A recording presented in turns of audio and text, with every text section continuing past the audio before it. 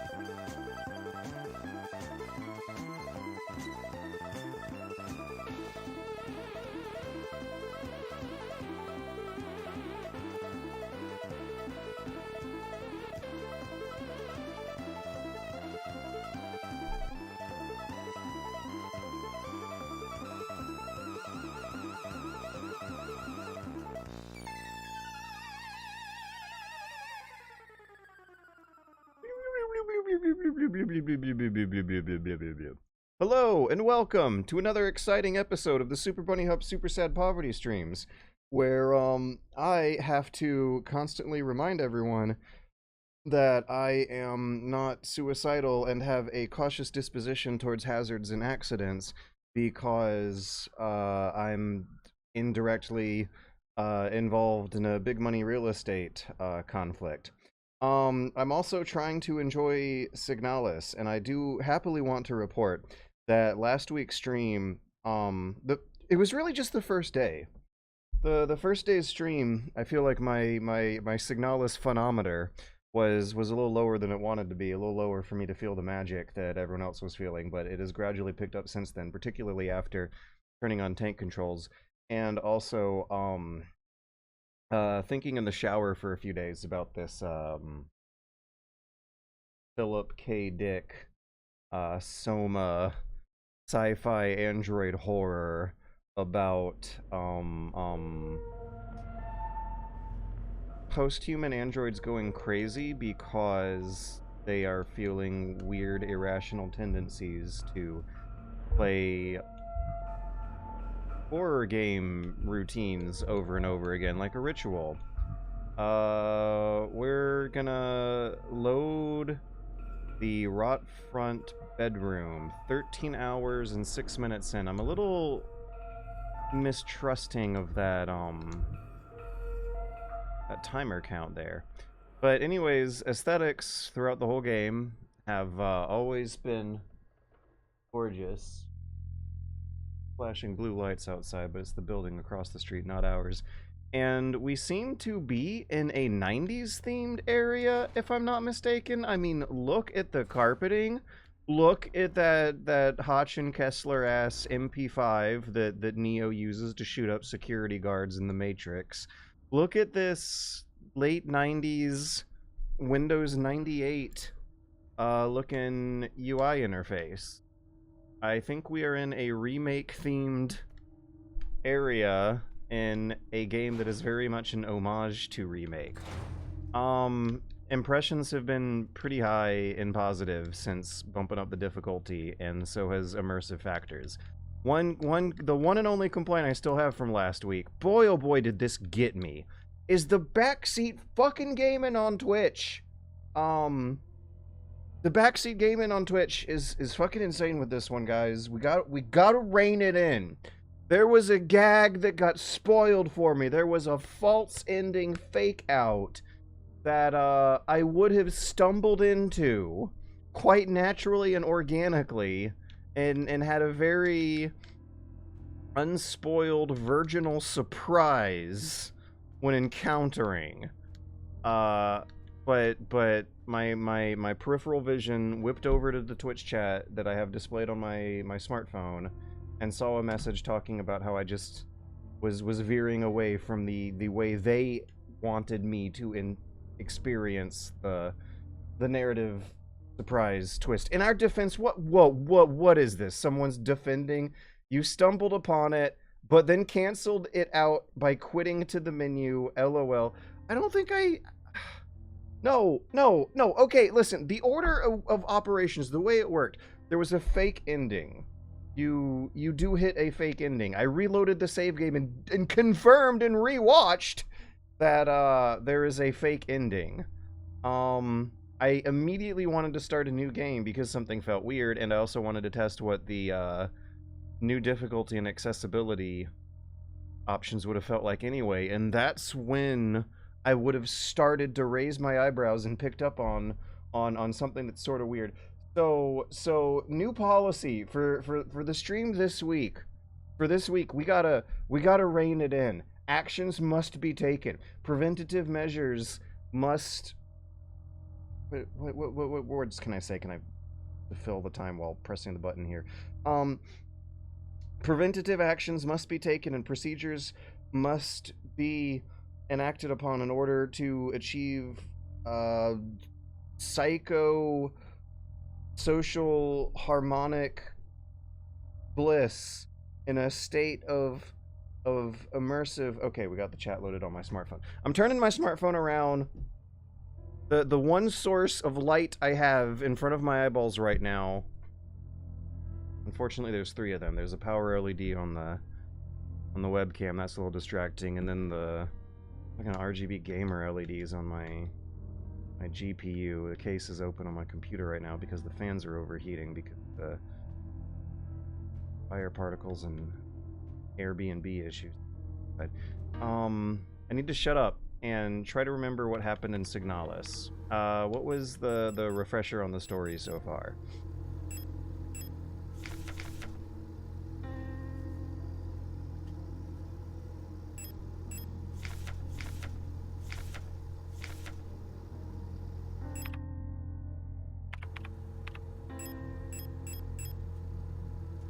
Go back from the top when we're waking up.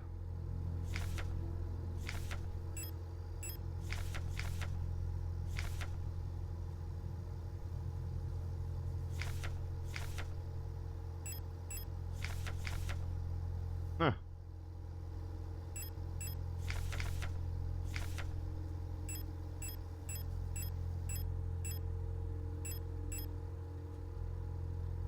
Okay, Issa and Adler were kind of sort of stalking after each other. Might be implied, or I might have been misinterpreting something that's already pretty vague. Alina, this was important.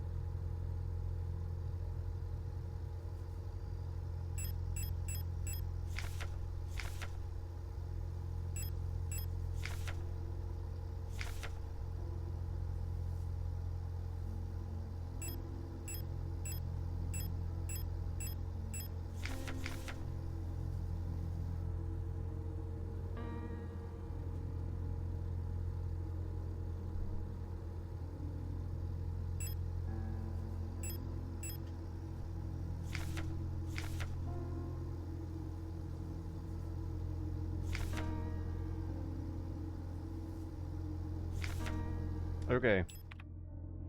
Feel like I gave myself a refresher. The exact nature of the ancient evil that we dug up that turned everyone into zombies is still not exactly known. However, the social and moral and logistical failures of their society to prepare for some of them to become zombified seems to be thoroughly documented. No, let's say psychological failures. Yeah, the cyborgs are unequipped to psychologically deal with horror. Or something, it seems. I'm gonna run to the bathroom and pee before actually getting to work playing the game. And when I get back from peeing, I have to arrange my inventory. This is great. I'm gonna read chat when I'm peeing and see if there's a... Huh? Oh. Oh. Oh no. No, people are trying to spam the chat.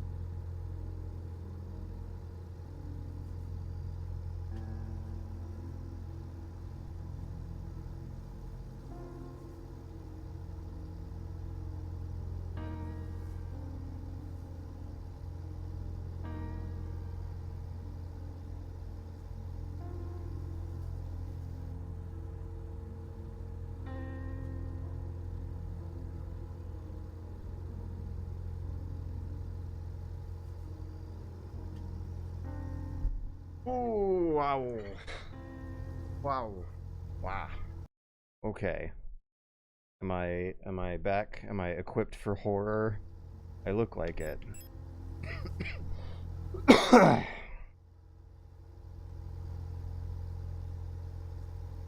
many games directly ripped off MGS's inventory menus? I think it's the sounds and the color scheme and the intense fetishization for perfect rectangles. Full ammo. Okay, this was like a final stretch area. Difficulty, I'm gonna be assuming is high.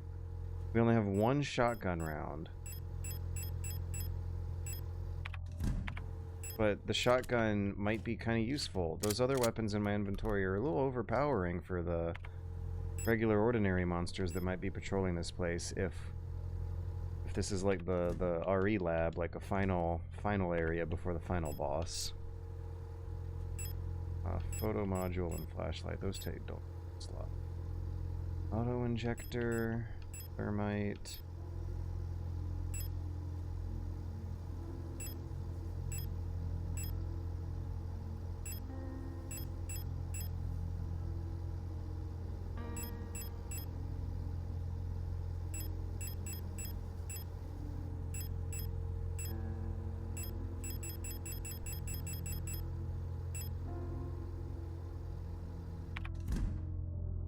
Okay.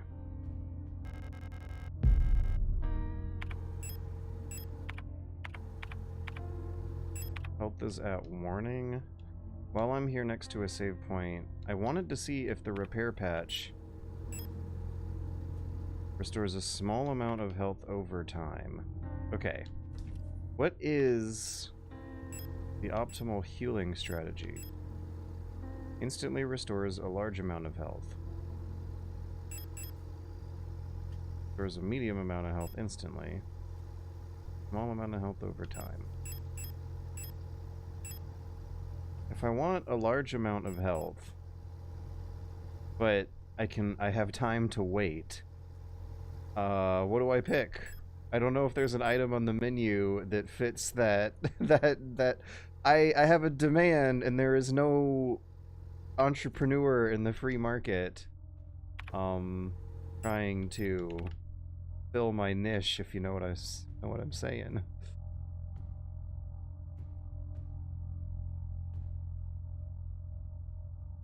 Boy oh boy, do I love these tank controls.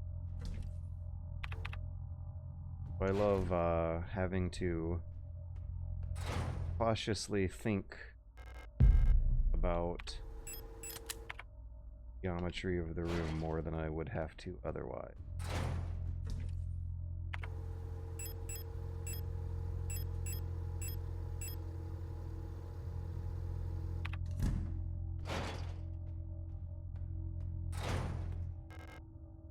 Eight millimeter. Is that what the SMG is using? 3-round bursts of 8mm. Interesting. So look out for that from here on out.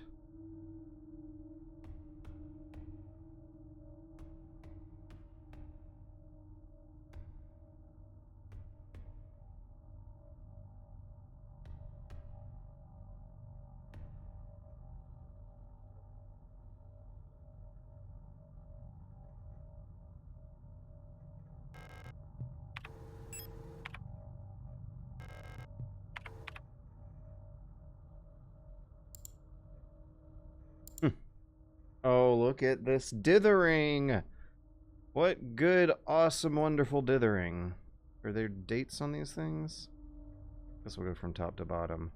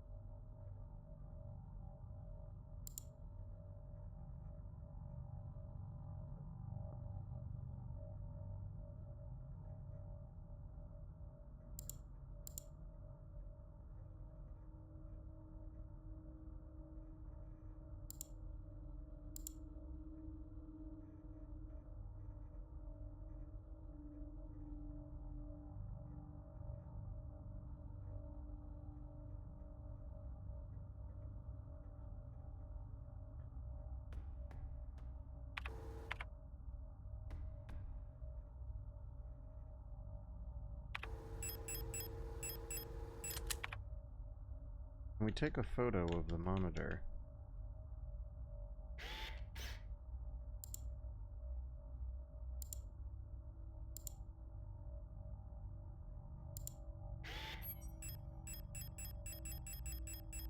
None of these.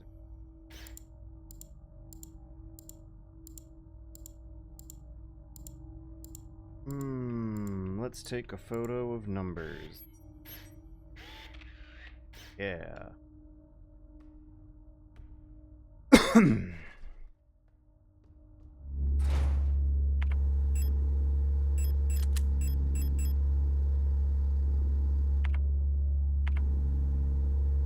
Wait, handgun ammunition? Compact ammo. Optimized for automatic fire? Is it a handgun or submachine gun? Submachine gun usually, like, takes 2 hands. Handgun is different. Alright, let's line these guys up. Much distance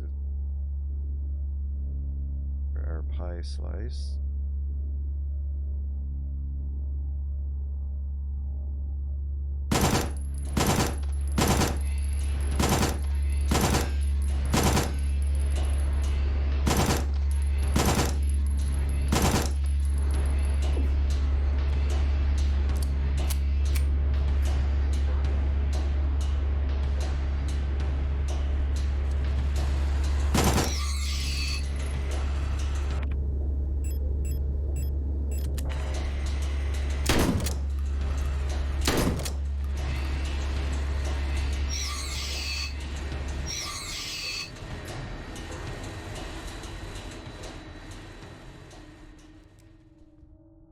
Okay.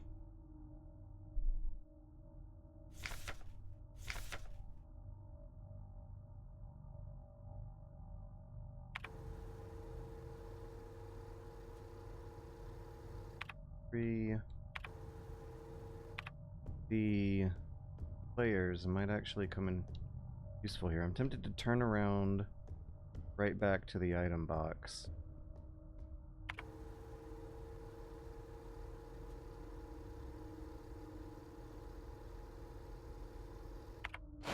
Should probably also refresh myself on what kind of keys I'm looking for in this area.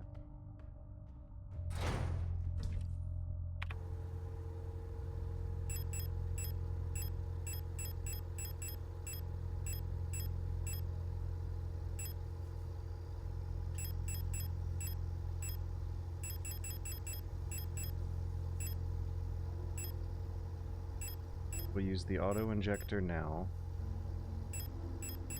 Couple of stun prods during the next fight. And we'll primarily rely on revolver ammo for most combat.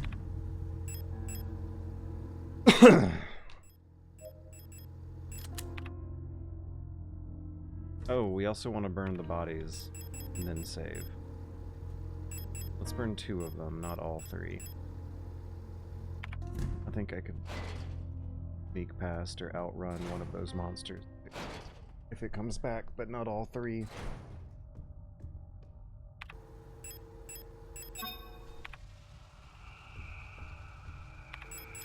I don't know if I can really see which one I'm burning up down there, because I was hoping to hit the one with the riot shield. Alright, let's go to the yellow door to the lower left. Locked from the other side. Commercial corridor, pipe works, block work. Okay, now this was like... was... place we woke up in a bathroom, right? Oh, cool.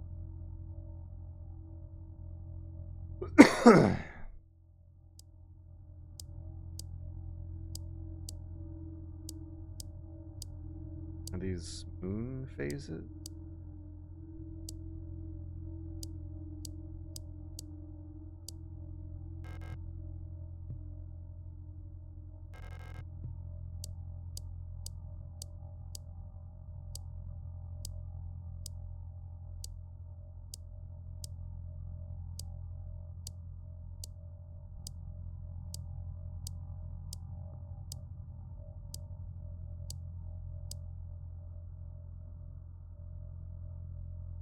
Okay, there's some kind of peephole puzzle. Also, am I glitching? My health here says I'm nominal, but I was seeing some glitches.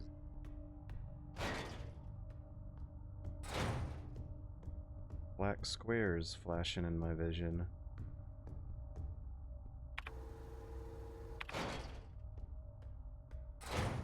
Gosh, this looks good. Really good.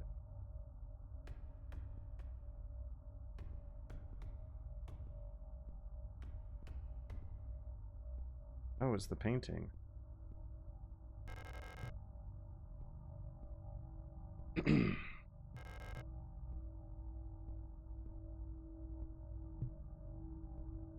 Without dissolving the paint first. That has got to be one of the more amusingly convoluted survival horror logic puzzles I've seen, and I'm wondering if there was humor implied with how the character cannot just peel this card out, and also why the character wants this card. This character just feels compelled to take conspicuously placed items that are not the oxygen tanks are inside these boxes. Those don't matter, but the card behind a layer of paint in a painting, that matters. Blue hallway, apartments, upper floor, rot front.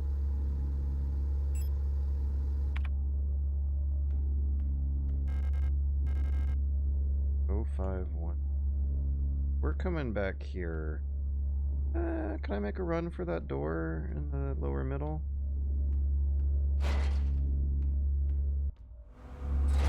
Ooh, this is nice and spooky.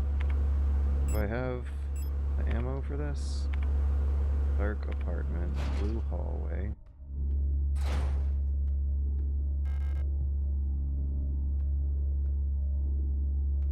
Feels really good to sneak around them. When one wrong move on your analog stick movements could turn it all apart. Also, I don't think they hear your quick turn. I didn't hear that one, but you also can't rely on quick turn when you're trying to carefully sneak around them. There's so much more tension. I'm trying to demonstrate. Here, hear me quick turn. Okay, I might have been wrong about the quick turning thing, but in any case, there's more tension when you're trying to sneak around them. And that's good. That's a good thing.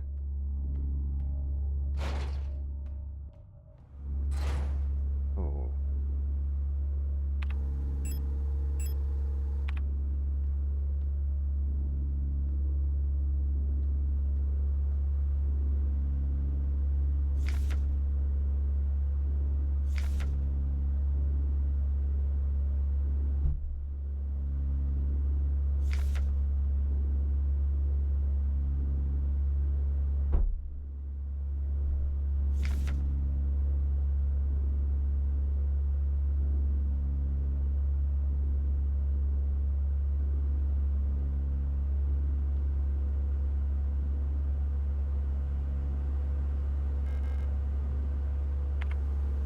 Apartment.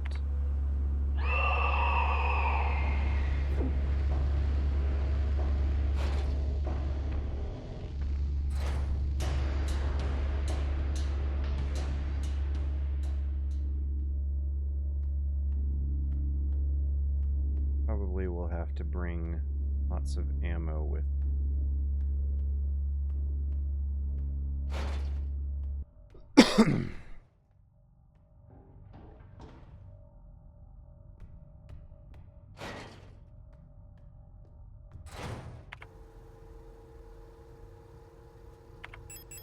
Can't believe that paint thinner is like something I'm actually gonna have to track down here.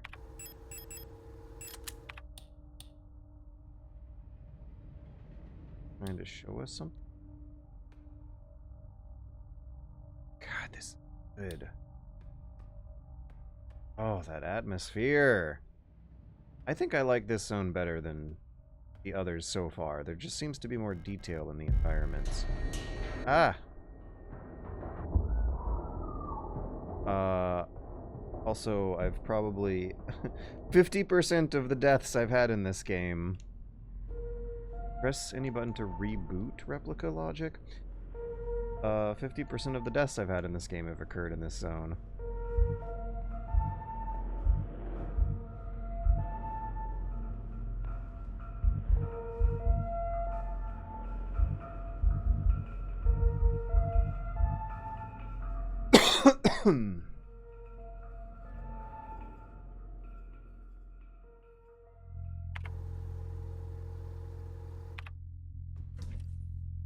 Also, I lost quite a pretty nice chunk of progress with that death. It came at me very quick and surprising during a moment of immersion when I was at full health. That has not happened before. If I had decided to run instead of fight, I might have survived. Kind of decision that never carried those kinds of stakes.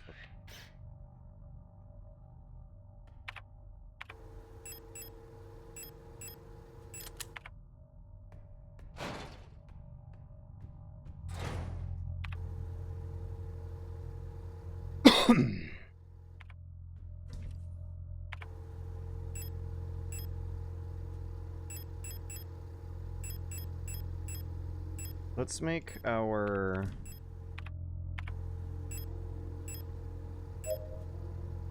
preliminary expeditionary strike here and go visit that upstairs area with a bunch of ammo and healing items and do battle.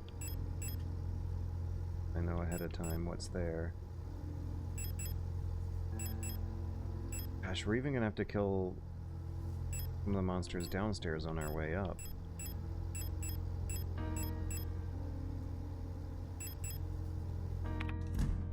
Let's see if I can make this work.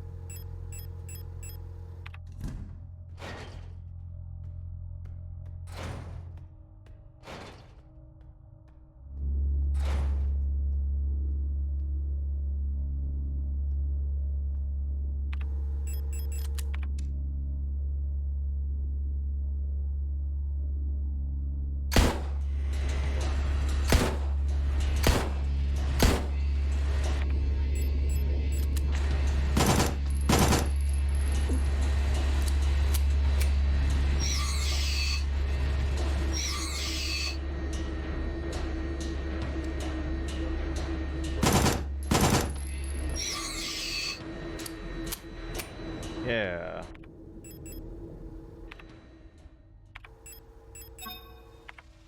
I made significantly less mistakes, but still did make one mistake. Stun prod, stun prod. I gotta remember that. When I'm about to take a hit, I need to readjust the way I'm thinking of the situation and be like, no, use the stun prod. Don't take that hit, George. Use the stun prod. Anything to grab in the paint room? Gosh, this looks good.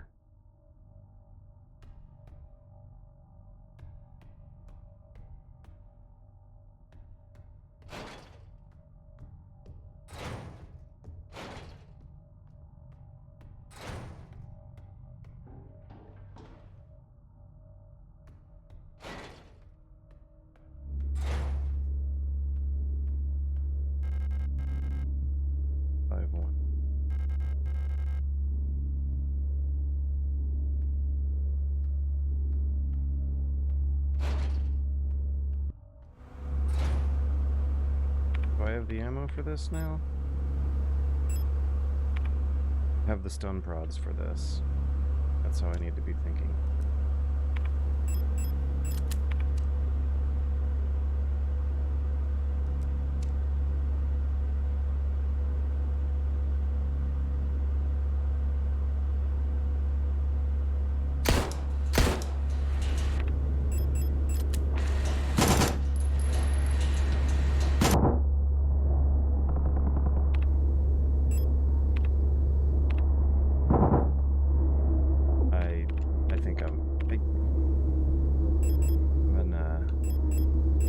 Deciphering things. Logic. God. Okay, still gotta prepare more, but I got this. I can do it. Press any key to reboot replica logic. Fatal exception has occurred. Elster.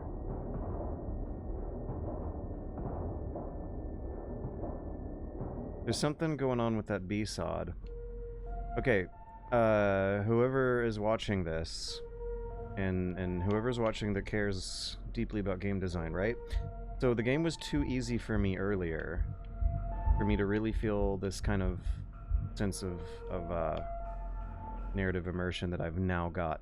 There's something going on with that game over screen that I've been missing because I've not been game overing because the game was so much easier before now. Okay, God, I love this. There's a room upstairs that is just now... My brain now regards it as the scary room.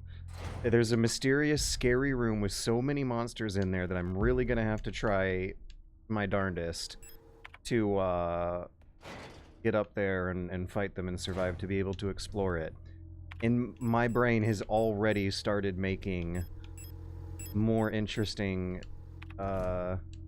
subconscious psychological associations with the mental shorthand referring to it as just the scary room now. I'm very curious to know what's there now. Much more curious than I was before. Because, like, whatever the, however interesting the narrative reward will be for exploring that room after clearing the monsters, that will just be, like, consolation next to what is guaranteed to be an interesting fight to get in there. I can't just load up on ammo, turn the flashlight on, spam buttons. I actually have to think about what I'm doing to be able to clear it out and explore it peacefully, and that's going to make the rewards so much more sweeter to experience, indulge in.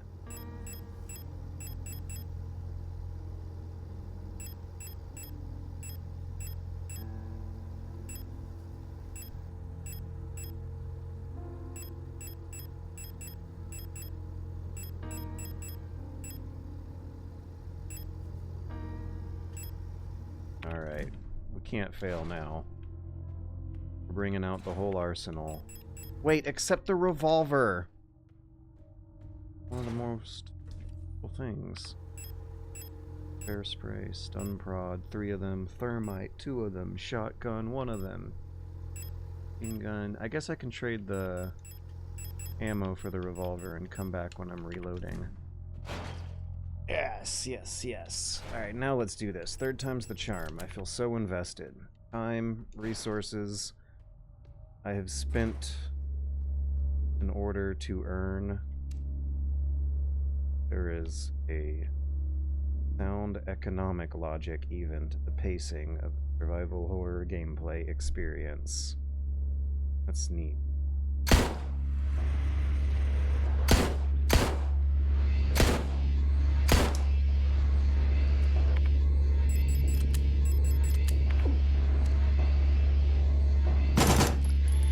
Nope.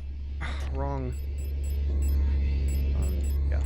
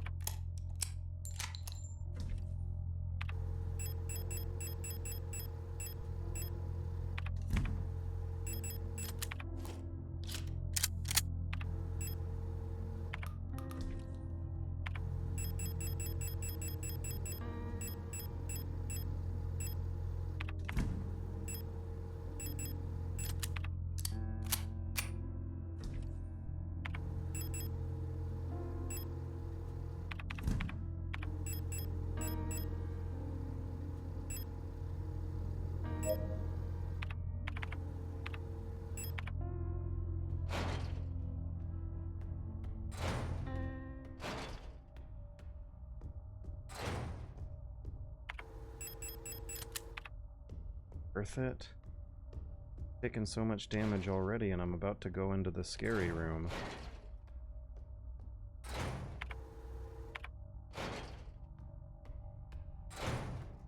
Okay, no, this isn't worth it. Return to menu. We're doing that fight in the hallway by the save point yet again, slowly, more carefully, more methodically. Remember that I have the stun prods. It's my daggers, my RE remake daggers. There is a real sense of stakes, challenge, finesse, precision. The game is demanding things of me. And somehow that makes it so much easier to take the game seriously back in turn.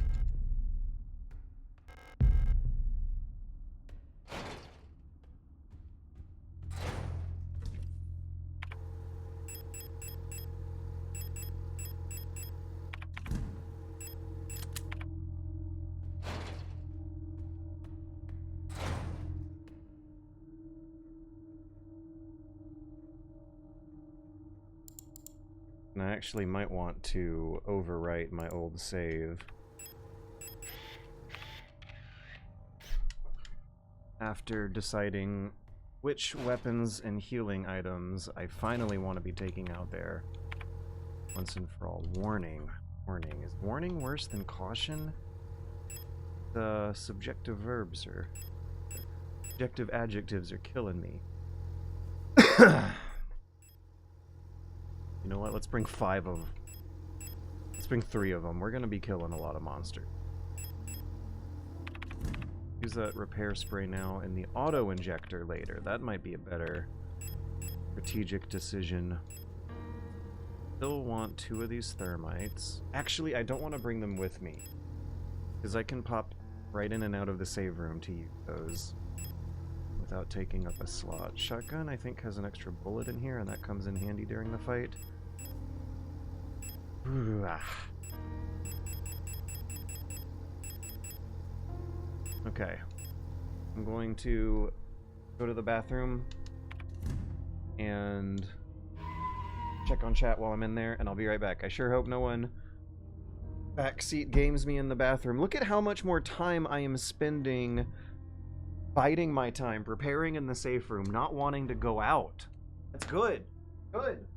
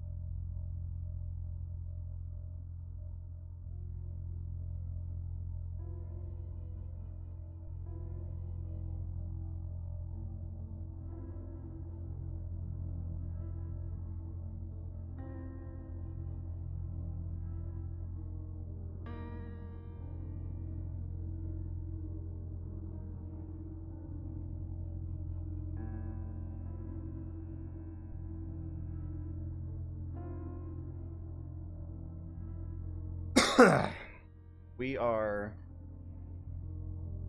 rationalizing cowardice. I'm not cowering in the save room. I'm strategically planning. All this time that I've spent in the save room not making progress, not fighting monsters, that's actually strategic planning time, guys.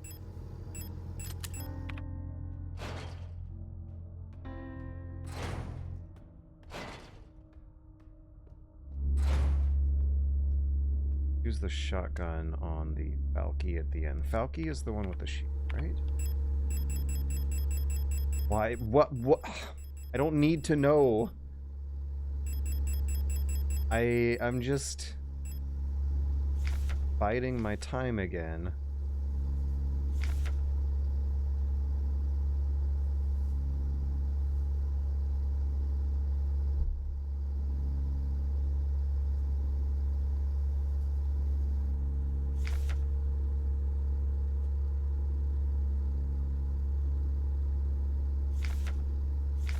Okay, no, the Falky, that might actually be the one that, like, hacks your radio or whatever. Who's the one with the shield?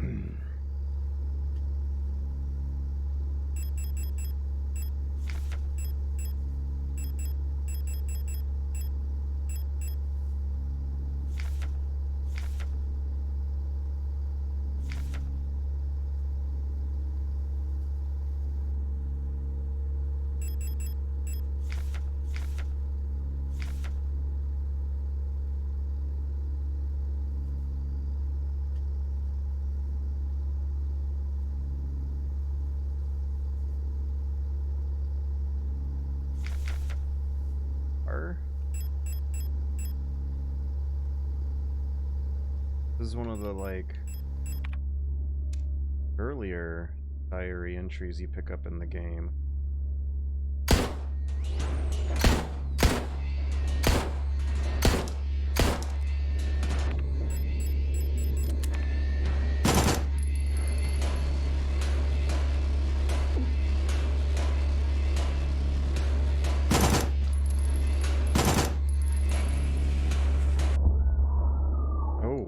Okay, so I can't take 2 hits.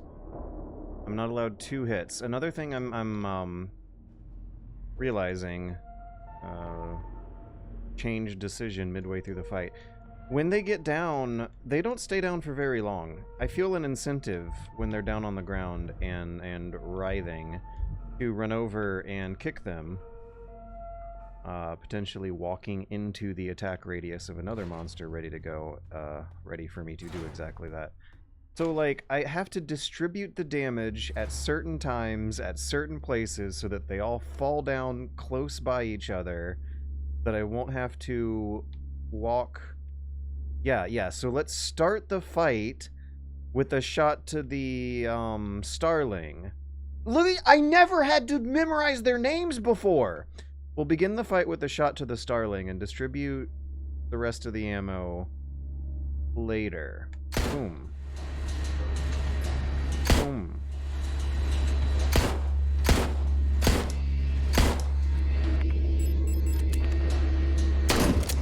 Yes! Yes! Oh, we're gaming now, baby.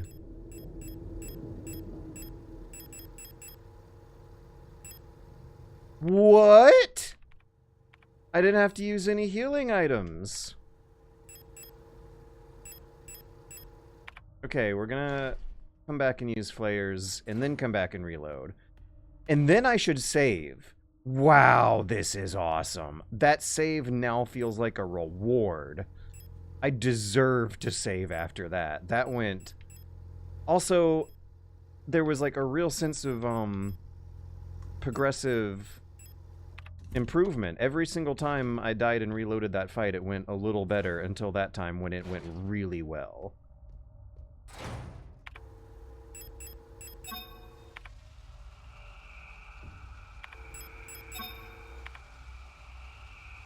I almost want to go through the whole game like this. Like, on those first couple days, I was not really feeling the Signalis magic, and now I am. Vector stun prod. Now, it should have, auto-reloaded those. Oh, no, it didn't, really. Shotgun ammo. It's the revolver I'm also gonna have to reload afterward.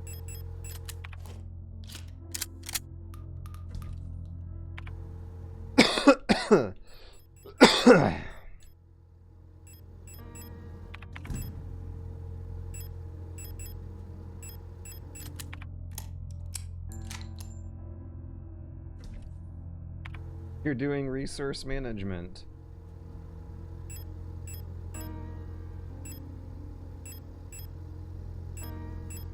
Stun prod, auto injector. All still going to come in handy. So will the shotgun. I need to rethink. That shotgun, that's for crowd control. That will knock down multiple enemies in the later stages of a fight when I need them to. So the weapons now feel more situational, purposeful. Actually having to use the thermite. I'm very, very curious now to see what will finally be uncovered in this dark room I'm gonna blast my way through in a second.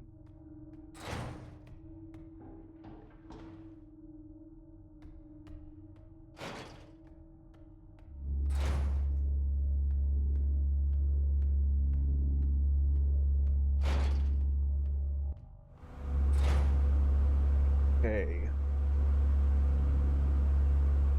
Now, which is the one with the knife? The knife, I'm guessing, is Issa. Let me read the lore about Issa, and let me equip the stun prod before the flashlight. No! Let me go back downstairs and get more guns and ammo and healing items. Oh my god, I wonder if I can actually sneak around there and get and explore that room without alerting the monsters, without turning my flashlight on, maybe? I don't know. They're very, very good options I'm having to consider here. Revolver. I'm down here for the revolver. I guess my vision was glitching earlier because I had a bit of damage on me. I haven't seen a glitch in a while, and I'm at caution. I might have been at warning earlier. Warning, worse than caution, correct? Revolver. It seems like a revolver is a great way to begin a fight. And using other weapons is what you do later. But after firing that first shot, my grasp on the controls will start to break down compared to how it feels when you're exploring. Great.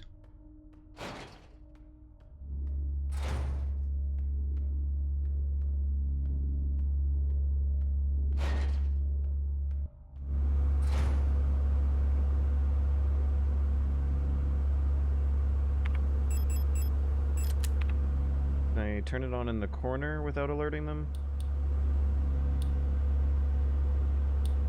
Okay, let's see if I can spot any grabbable items. Or a route through. Oop.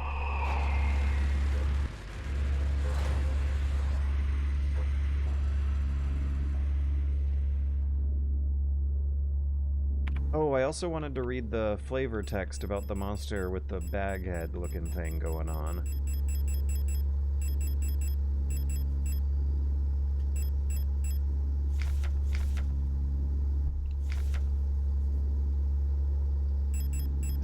It's like impossible to tell which one is which at some point. The knife, the piece. I wanted to read the flavor text about the one with the knife. I wanted to read the flavor text about the one with the bag head.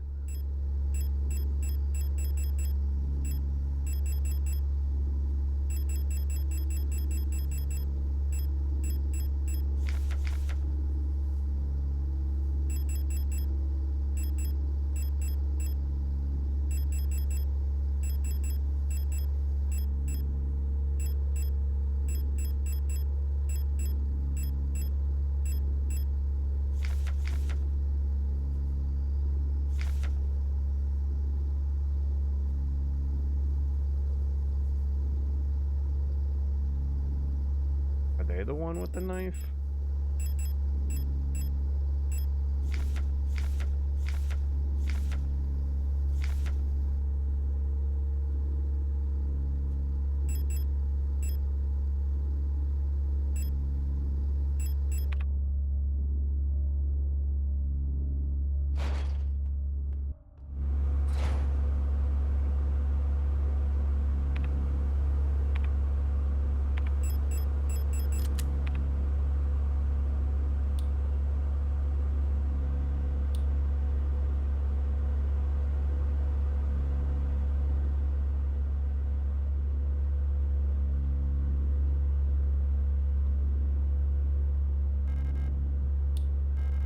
Oh, that's just great.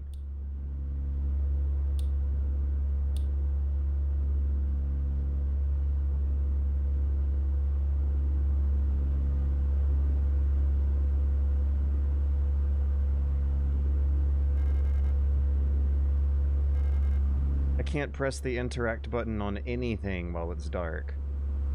So I think I will have to kill the monsters, but I'm realizing it might be possible to just flick the flashlight on, mash the use button on usable things, and then get out of there taking a minor hit and damage. But I think healing items are actually now, finally, more precious than ammo. That ammo would be the more bountiful resource to be.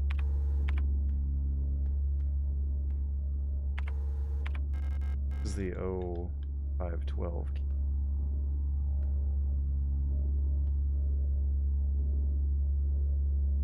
I'm gonna check the room to the upper right. And then start working again on clearing out the dark room. Because if I die and retry again, clearing out the dark room, I would at least like to know whether or not I actually go all the way back here. Yes.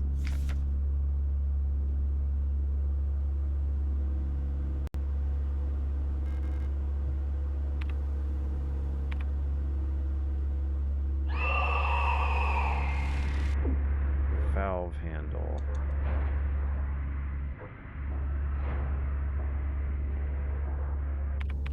That one hit from the bag head put me at danger, and I'm assuming that that's the lowest we're gonna get.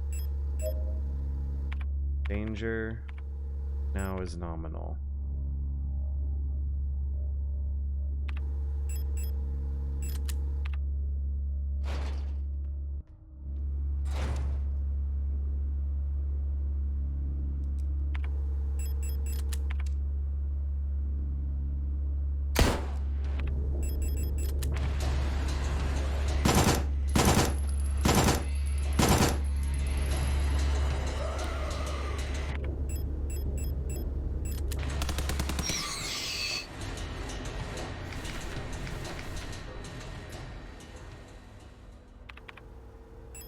Nominal.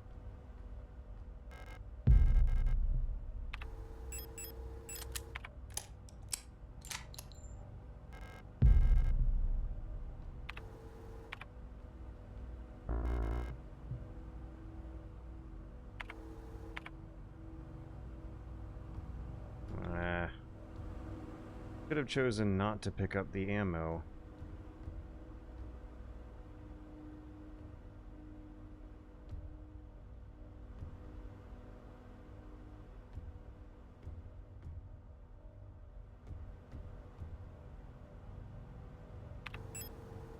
Let's use more ammo in the dark room and then come back for the hand wheel, because I might be able to free up a slot by virtue of revolver ammo getting utilized.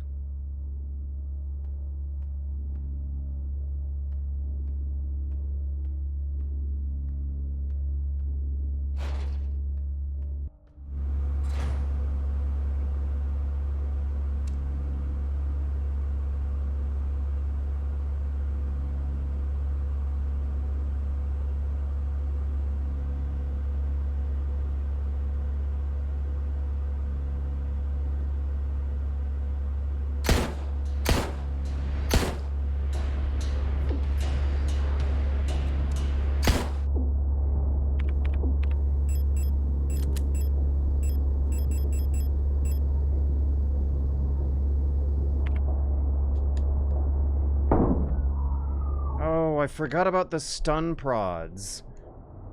I had stun prods in my backpack that whole time.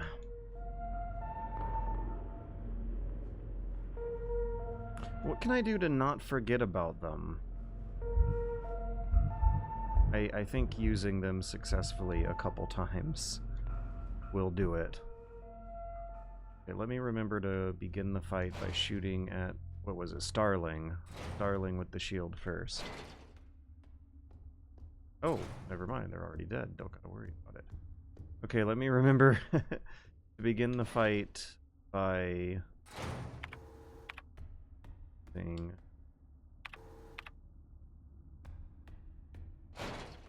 Fish the baghead monster? I don't think I should.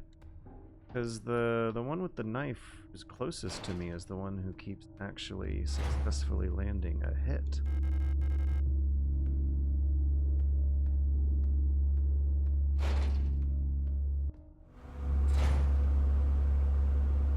Let's keep those stun prods equipped and use the stun prods as they get closer. For God's sake, for like the third time, George. I don't have my revolver. That sucks. Let's go back for ammo. Then unload on those monsters and use the stun prod when they get close.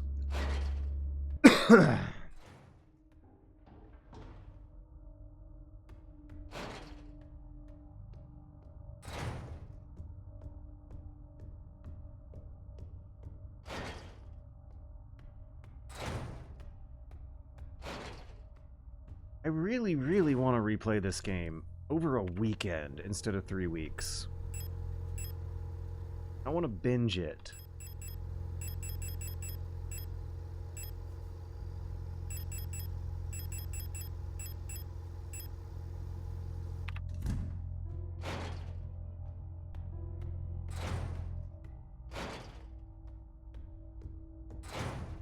This feels like the kind of game that has really good replay value. The story is profound but very under-delivered. Restrained, yeah. And the game design is strategic while not feeling any slower than real time.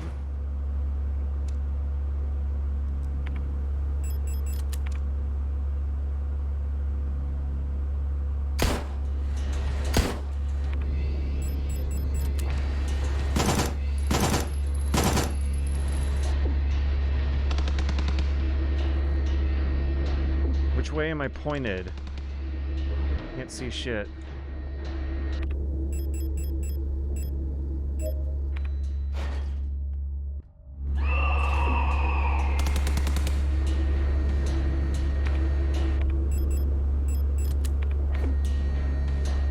Ah! I thought there was a monster writhing on the floor that I wanted to stomp on.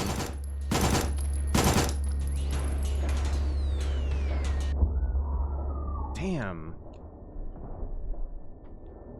This room. Okay, I'm also interested to replay this over again because I feel like with such a bump up in difficulty, every room will be a lot more memorable now. In a way that, like,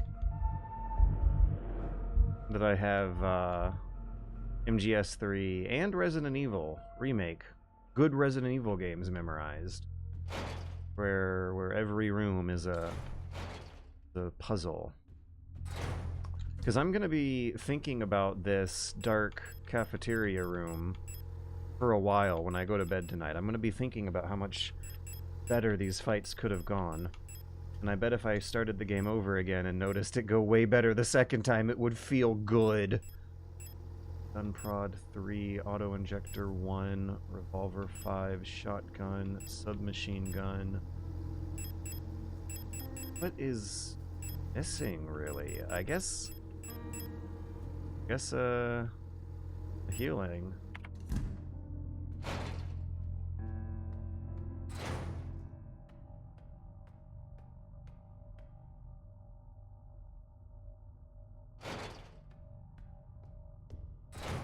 So another thing I need to remember is that I can use the stun prods from my inventory while keeping the flashlight turned on. Can I turn the flashlight on from inventory?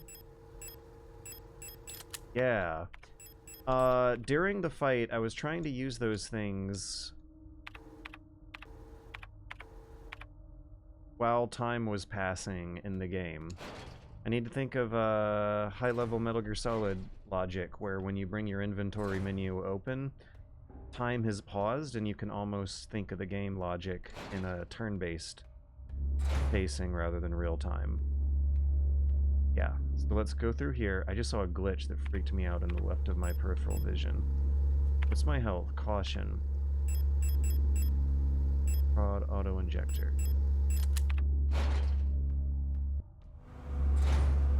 Okay. Now, let's begin the fight with the revolver, because that gives me the, like, highest opening chances of a critical hit. The very beginning of the game, when I killed a monster in 2 shots, I want that to happen again, right?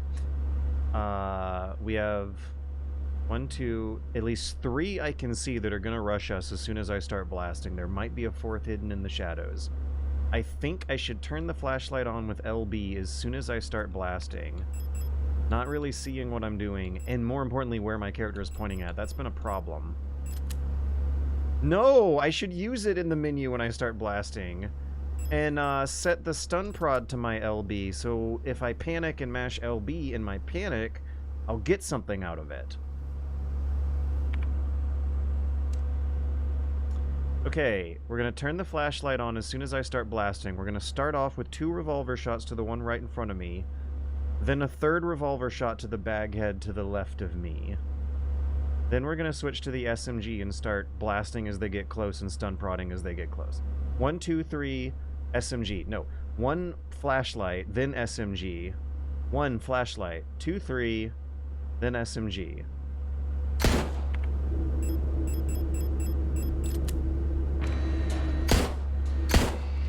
Yes, 1's down.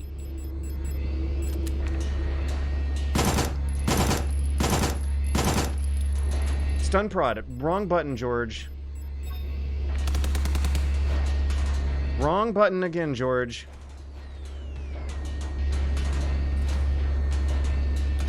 I'm doing it, though, but I'm not using ammo as efficiently as I could.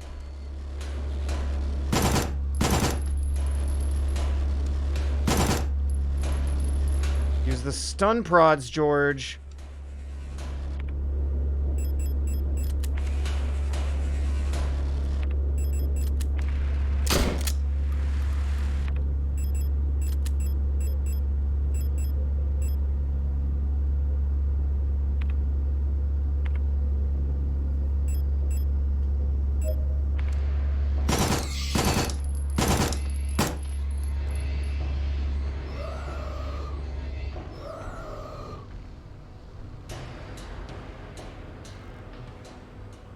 Okay. Are we through it? I think we're through it. God, that a lot out of me, and there's still more to go.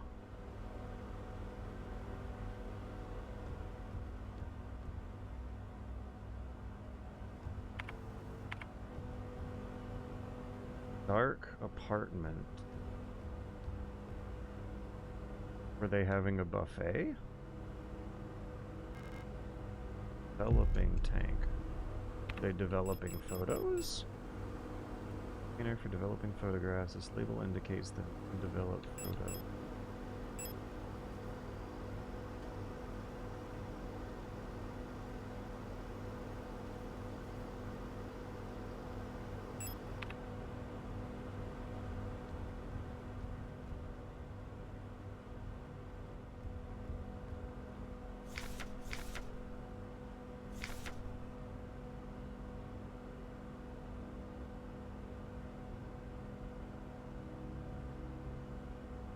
Oh my goodness.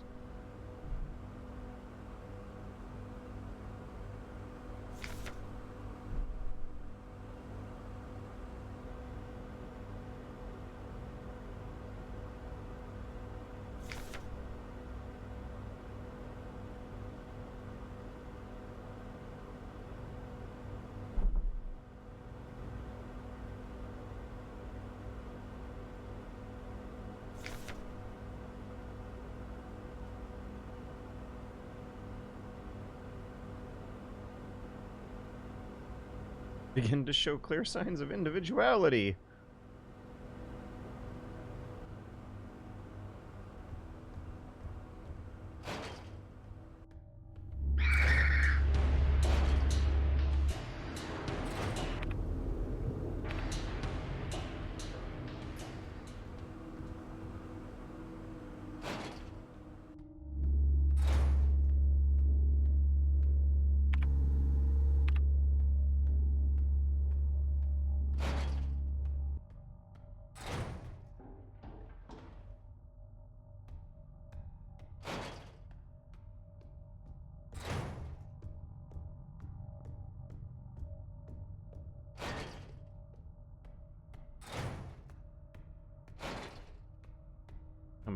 reload.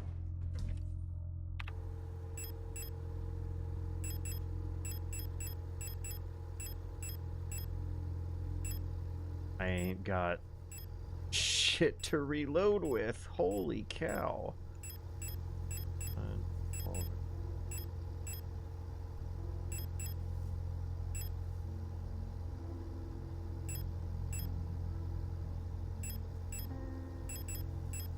We will use the pistol, revolver, SMG, and maybe a stun prod for the 2 monsters that are going to be in the apartment with the hand wheel. Oops, wrong door.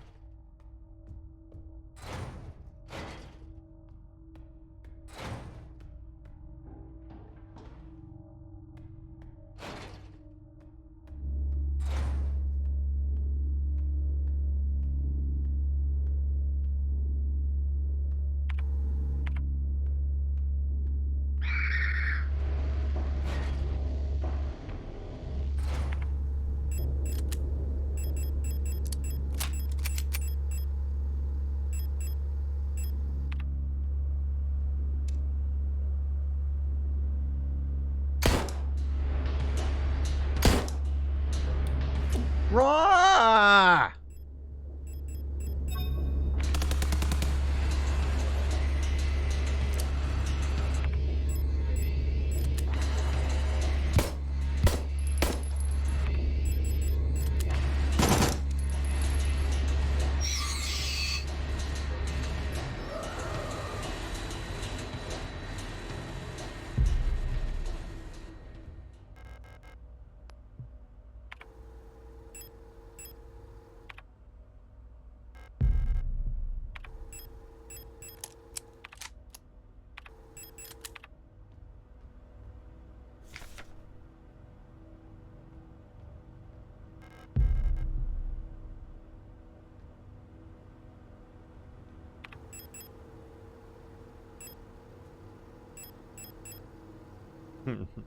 What shape is the bottom of the pug? It's very important, extremely important.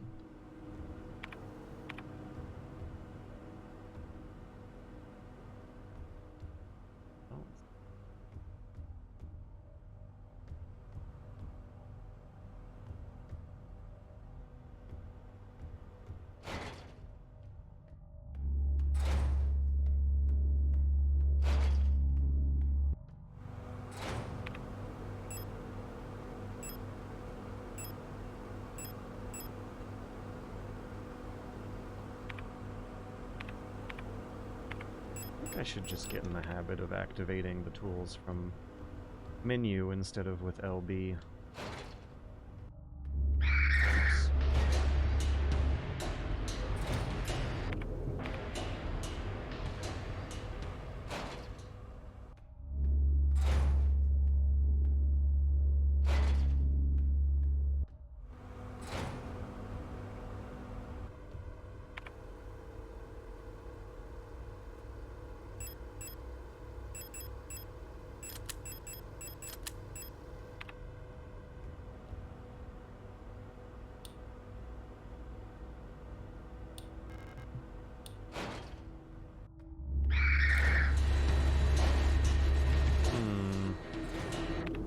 Might be no way to go in there without flashlight being turned on.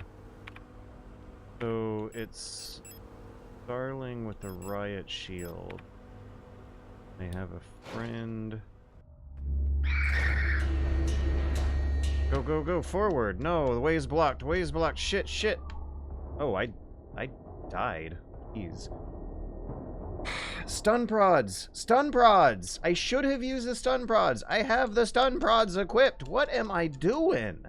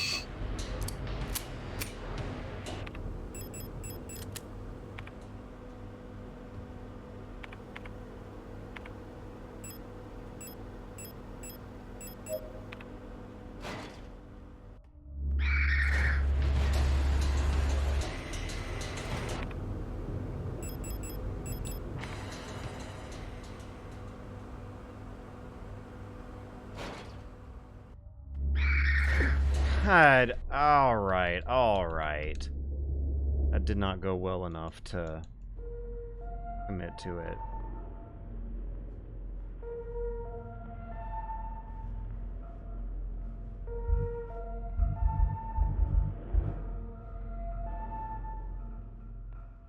But I did at least learn a new strategy. It seems like the room is designed to allow you to kite them in circles fairly easily. A very, very tough room. But it seems like there's ways to cheese it reliably.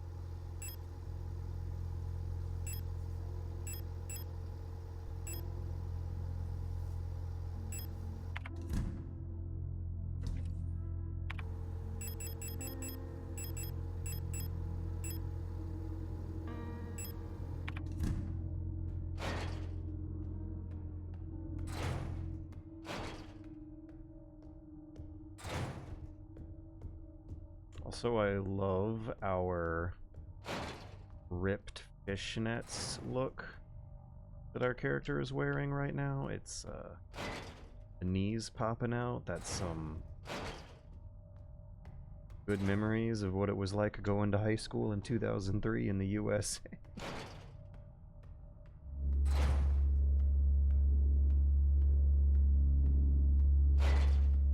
So let me begin the fight behind the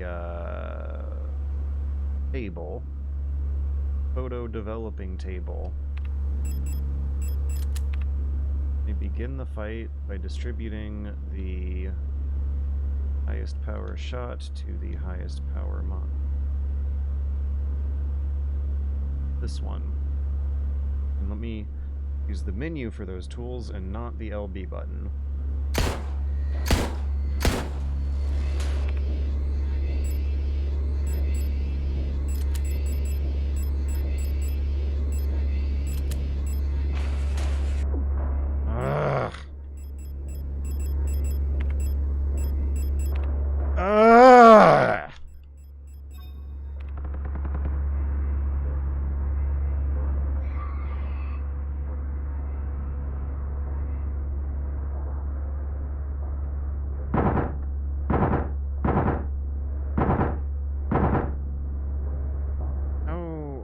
How am I supposed to fight these things to do it optimally?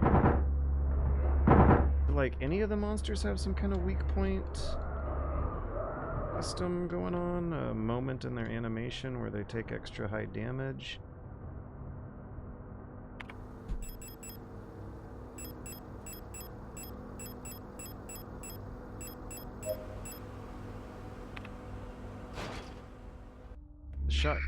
Oh, brother. The shotgun has a higher chance of knocking them down, it looks like, but I haven't quite worked out the exact math.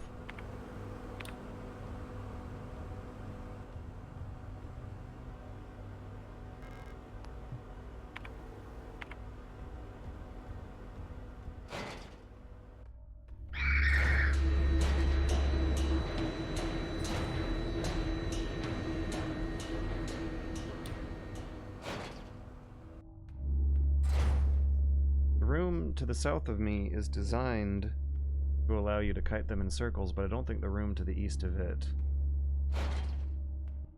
Let me do that. What about this one? Can I grab the ammo and the hand wheel without having to fight both? Let me experiment with the big bag-headed one. I think those are just tanks, but they're fast for tanks. Let me try grabbing them without using ammo. 2, 3, 10, 11, 12. 12 bullets and 3 prods. Let me surprise attack with the prod.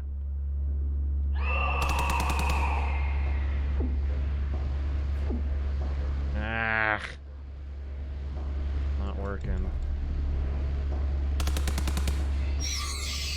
Oh, the prod is effective if combined. Okay. By the way, I am just experimenting at this point. I'm not committing to this one either. I want to really figure out these bag-headed Guys.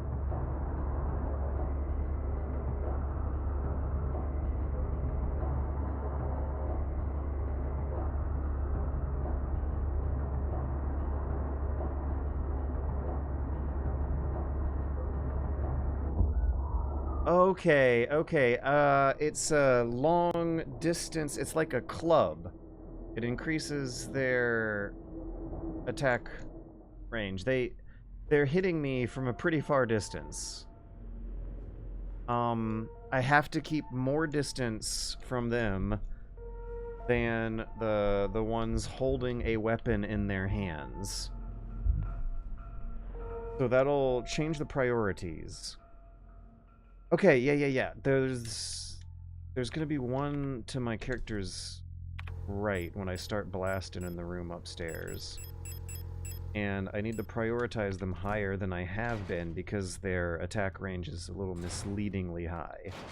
Because they're using their heads as a club instead of anything they're holding in their arms.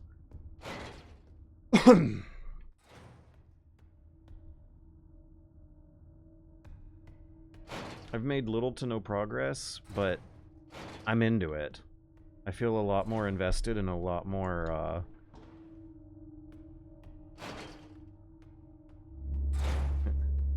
gratifyingly satisfied and rewarded for all the bullshit I'm putting up with this time.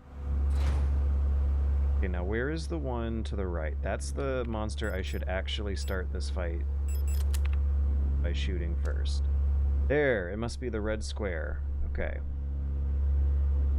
So, if I push into this one first, try to lure it towards me, knock it down, run forward, turn around, start shooting. Okay, yeah, I have a plan. We're gonna shoot this one in the lower right of the room 3 times with the revolver. You know what? We're gonna shoot it enough times until it dies. And then we're gonna walk over its body and try to kill the other 2 monsters on top of its body. So that way they'll all fall down on the same spot and I'll conserve the most ammo and keep my character safest from harm as possible. Let me also back her away here, actually, to maybe maximize distance between me and this monster with misleadingly high attack range.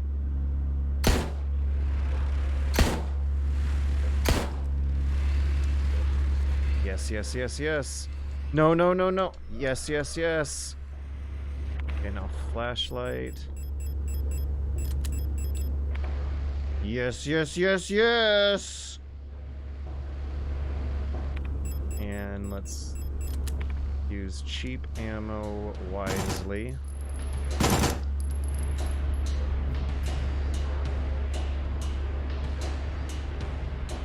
Look at what a... Uh-oh. They're getting organized. They're trying to flank me.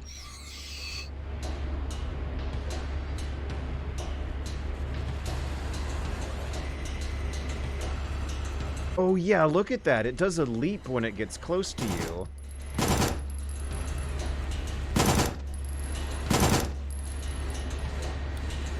I'm trying to stun prod it now. Is that what it's gonna take?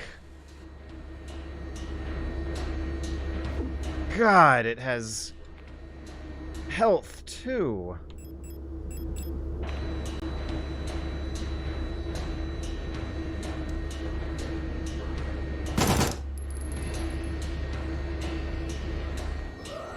Those doors were screwing up my stomp. Alright, that's the best that fight has gone so far. It required... Still required most of my revolver and SMG in 1 stun prod. Let's do the next one. We're armed with knowledge now. Maybe I should use the shotgun to try to knock them both down on the same spot here. But I should definitely use the table. That table actually is good cover. It looks like they want me to fight the monsters from behind the table.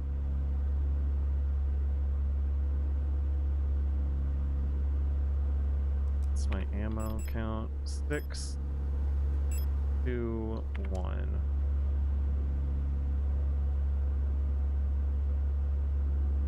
Should I be shooting them from the front instead of the back? Is that how these monsters work? 1, 2, 3. 4, 5, 6.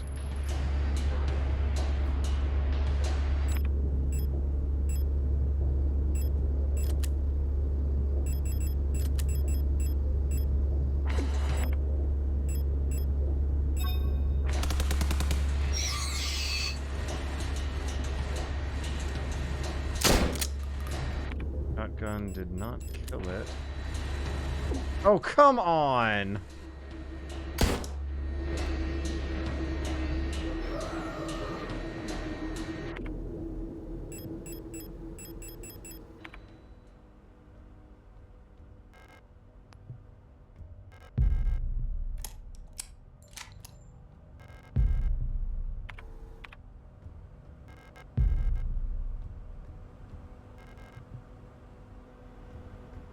I really think I should commit to that. That's the best it's gonna go. I'm gonna be here all night if I don't. Let's... Stun prod. I'm still not using the stun prods. Much as I should be. They don't feel as reliable as I think they should. Either that or misinterpreting the visual feedback.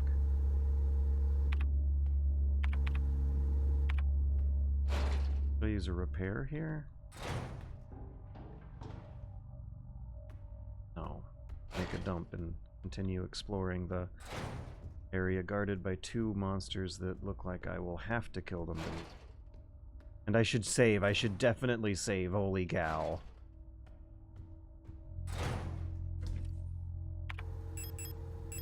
Dump empty guns. And mysterious puzzle items. And redundant healing items. Oh no. Oh dear. I will save here, but I don't feel great about it. Because if I'm going to be fighting girls with riot shields, maybe I should use the stun prods against them. I was thinking of bringing the rifle with me, something that's going to take up a slot. It won't have a lot of ammo for the slot it'll take. The P up right back. If anyone's posted something interesting since.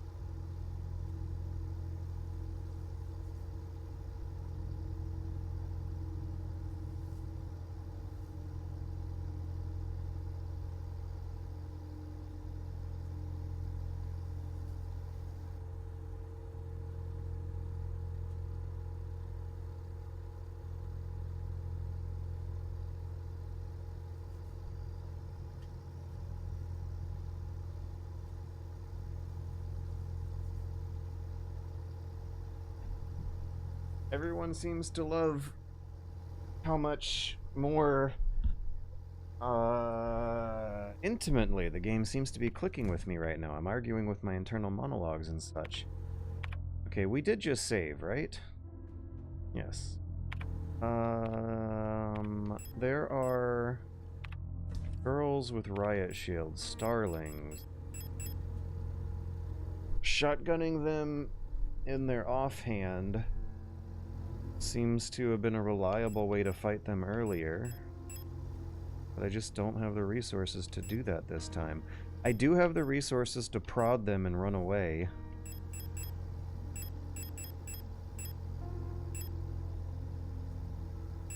Let's carry one more. Oh. Oh. Computer? Hello? Did the game just crash? Did the computer?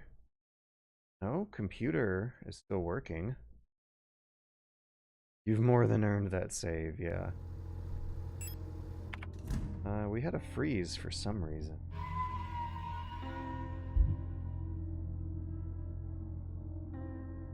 Wow, 38, 1357 to 1438. 940. There was like 40 minutes and some change spent on just navigating two particular rooms of a scary route upstairs that I'm trying to feel out. 45 minutes to get the guts to go through 2 rooms. That is good. Good stuff going on there. What should it be? What? I guess I like the sound of grenade shells, but I also like the sound of rifle ammo, and it's plentiful. We'll reload our SMG, but rely on the rifle for the coming combat.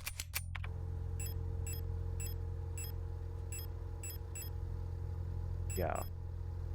We'll rely on a combination of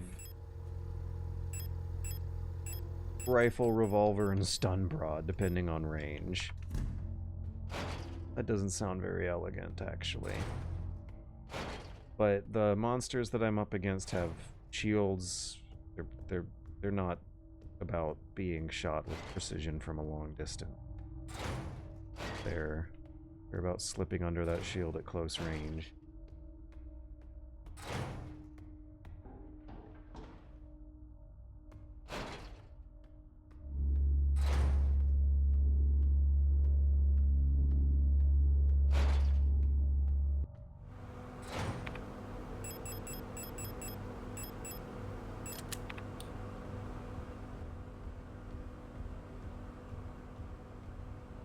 Okay, now they're gonna come at me.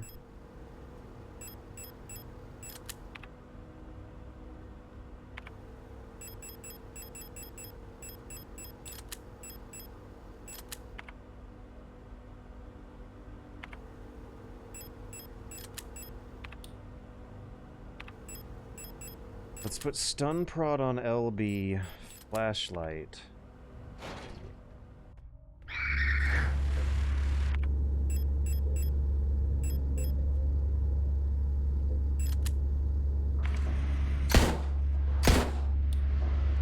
Stun prod on LB!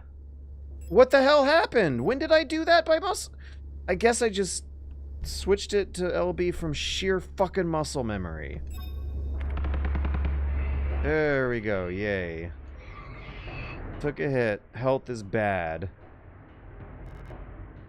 Debris is caught in the light walls. I wasn't even preparing to kill those enemies. I thought I was just gonna stun prod them and go away. Stun prod, it's still not on LB.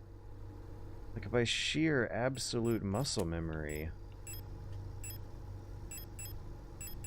Also, my health is lower than I thought it would be right now. I think my character's taking more damage because of narrative reasons.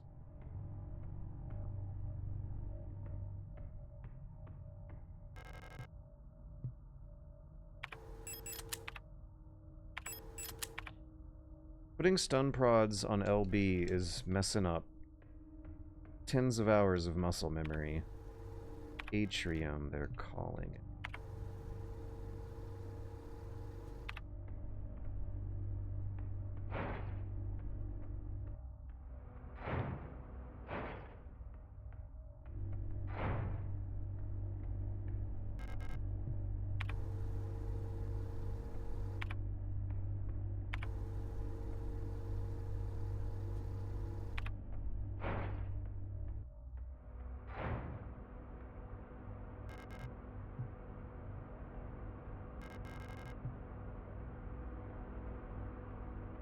Uh-oh. Uh-oh.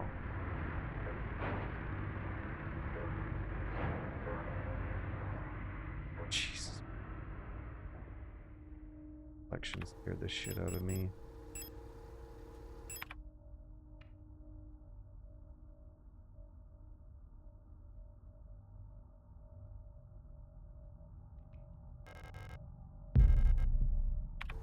That's ridiculously close to exactly what I needed at exactly this moment. Wow.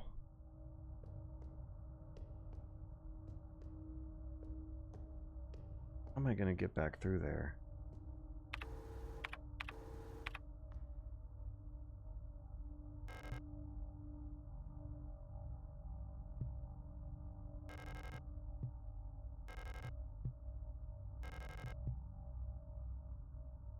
So we have another microphone puzzle where radio frequencies are gonna be at play.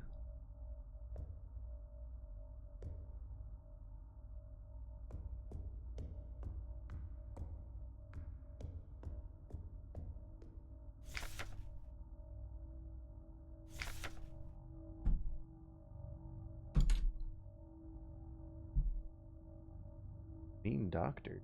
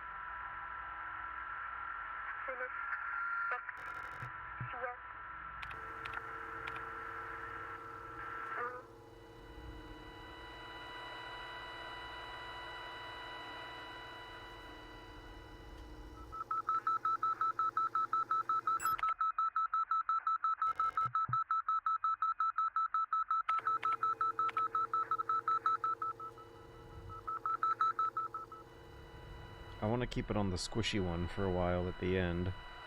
Like 220 something.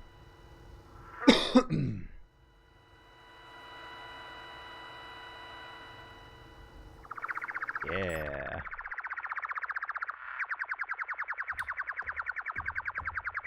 Give me the squish.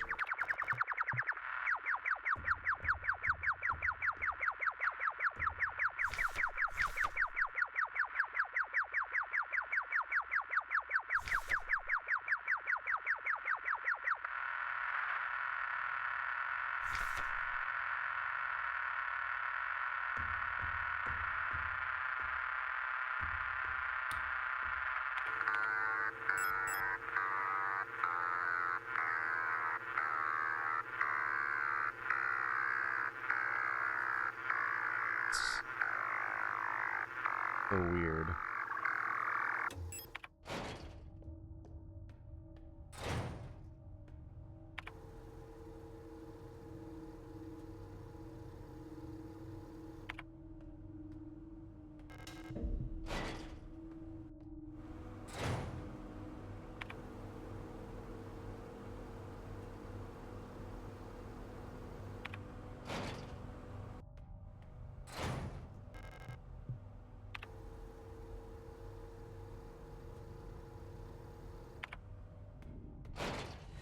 Are they activated by running?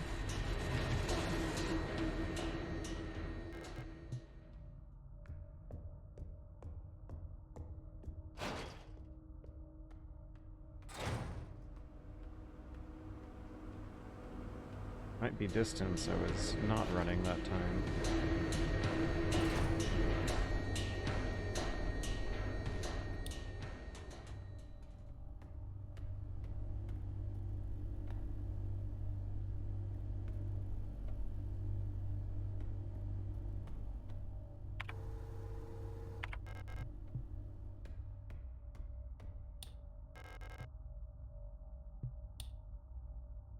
Am I supposed to grab it? Anyways, there's still a lot of unexplored areas to figure out.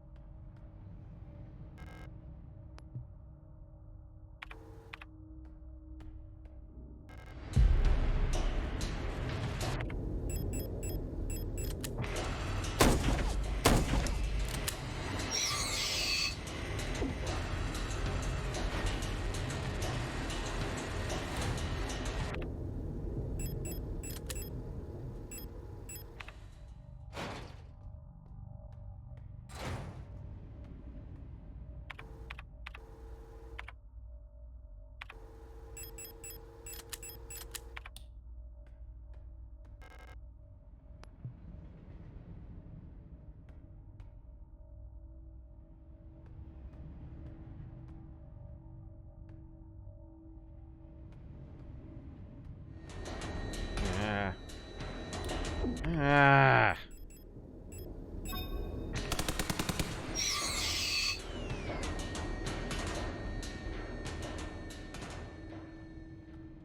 If only I had a better habit of reactions. If only I had a better habit of using the stun prods during quick reaction moment.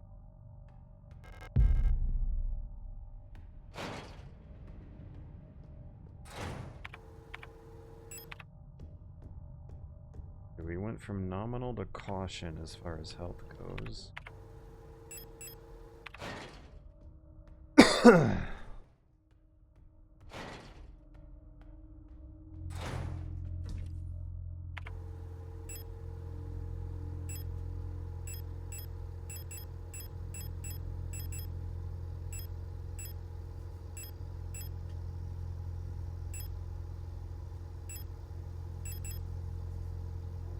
I want to thermite a couple of the bodies in the film development room. I did bring the film development canister, right? No? Serious, George? God, I'm slipping.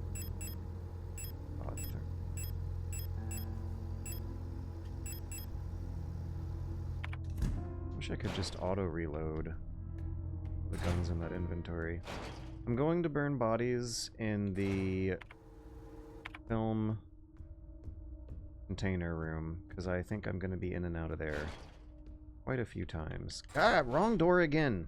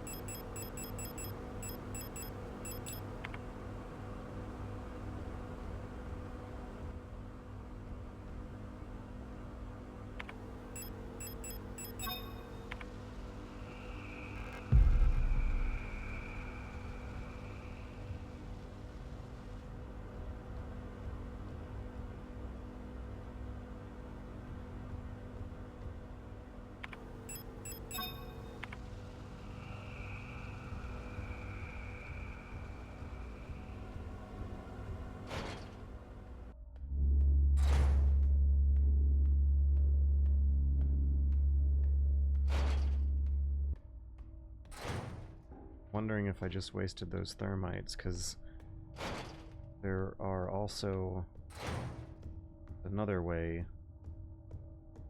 through connecting that corridor that I could have used. I'm not gonna save. I don't know if I want to commit to potential waste I might have just made.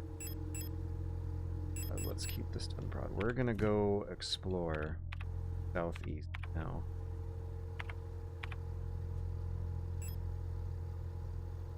We got this wing pretty much covered. It's the stuff to the east, still unknown.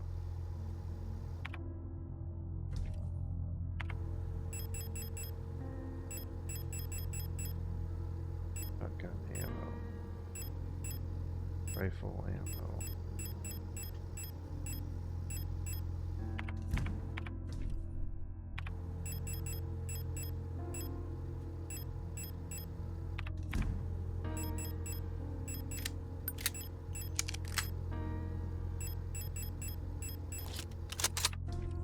Is there anything that has plentiful ammo besides stun prods?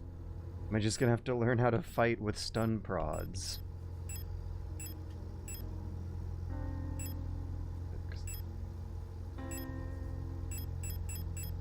The rifle and the flare gun have decent ammo stores. I'm gonna have to rely on them for a while, whether I like it or not. Now, can I unload this flare gun, equip, reload, inspect? Because I'd, with all due respect to the flare makers out there, grenade shells kind of sounds more useful. So what do we combine?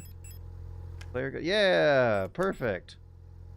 Okay, so let's put these flare shells away. Put back all but one of the grenade shells and all but 2 of the rifle shells. So that way, if we reload once, we will get our inventory space back immediately. And pull out the rifle before we pull out the grenade. And keep the stun prods to LB. I think I'm tripping myself up by swapping flashlight on and off of the same button that stun prods are gonna get put on. I think I just need to pick one and relegate the other for muscle memory purposes. It's screwing me up too many times. I'm pressing the wrong buttons in a panic too many times. And the stun prod is going to be the most important of those 2 things I'll screw up in a panic. Muscle memory has flashlight on LB memorized pretty well.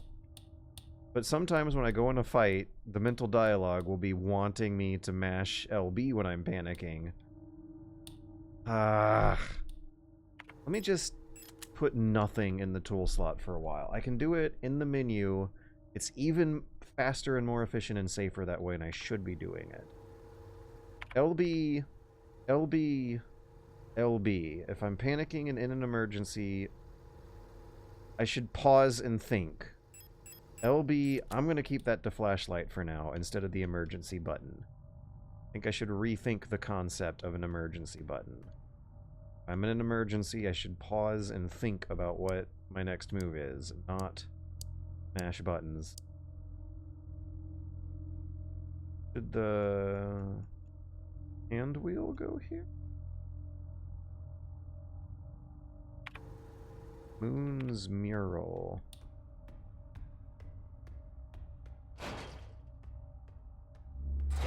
Ugh.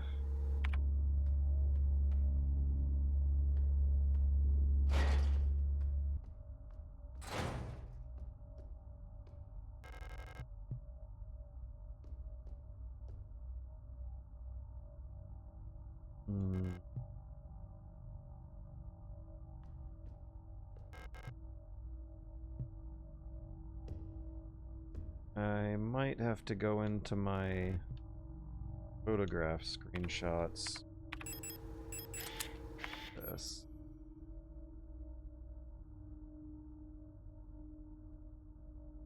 .604 and 622. Let's try those.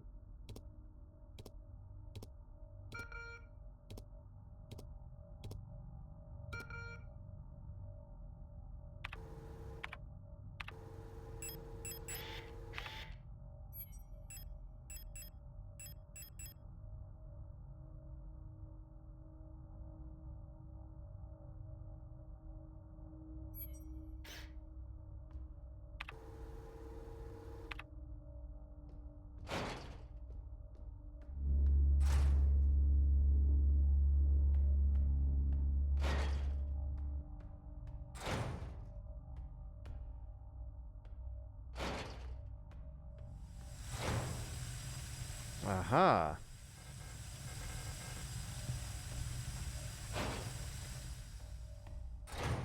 I know where we're going now.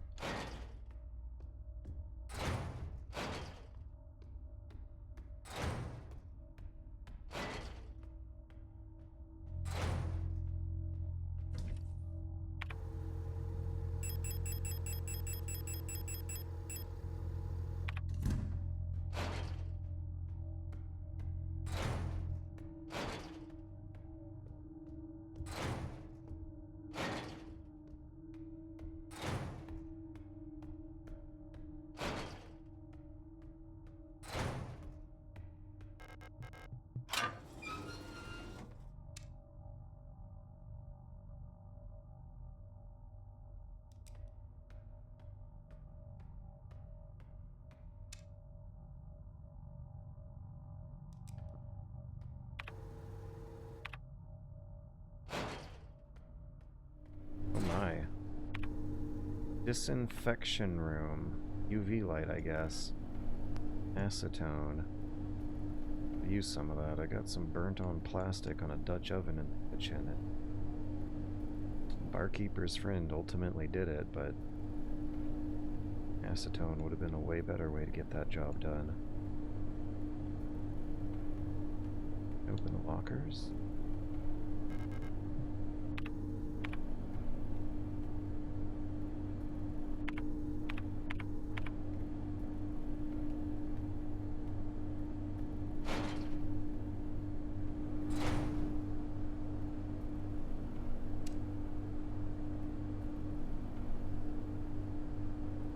It was a giant crow.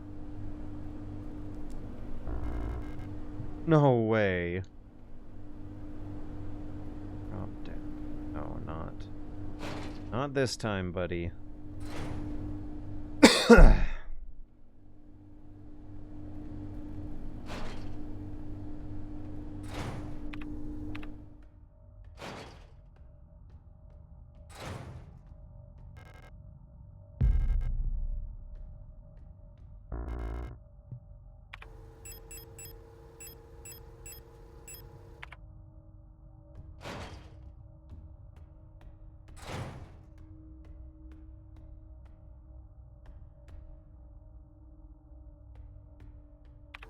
Let me make some photo room.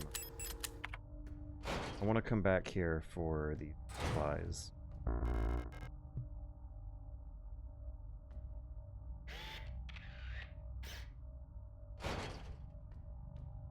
We got 12mm ammo.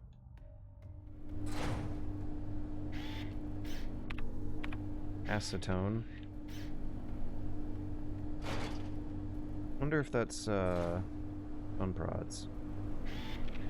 I wonder if that acetone's used on the film canister. All three of those items are safely acquirable, no monsters guarding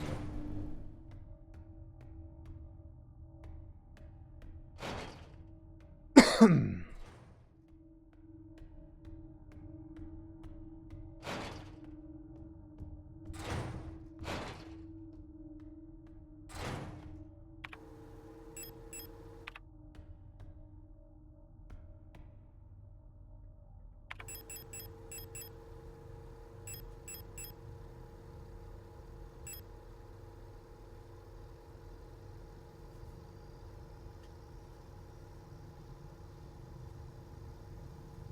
A or B?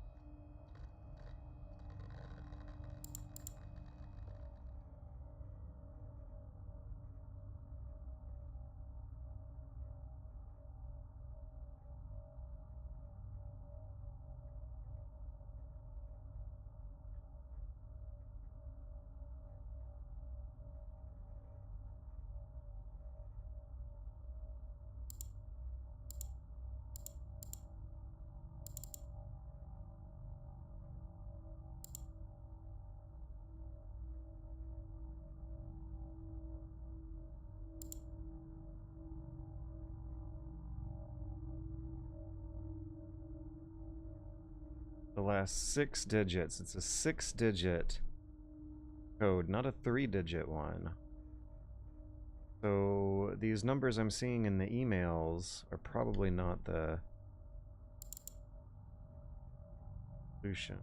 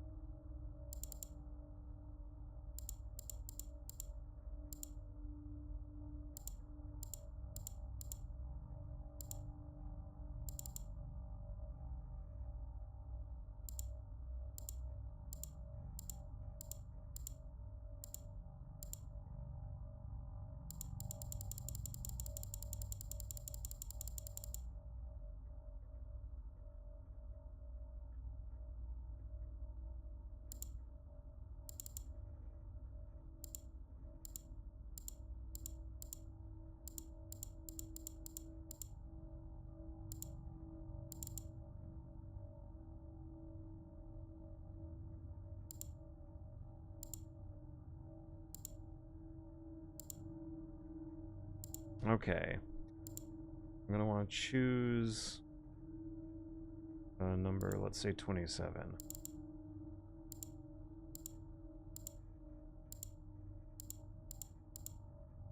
Or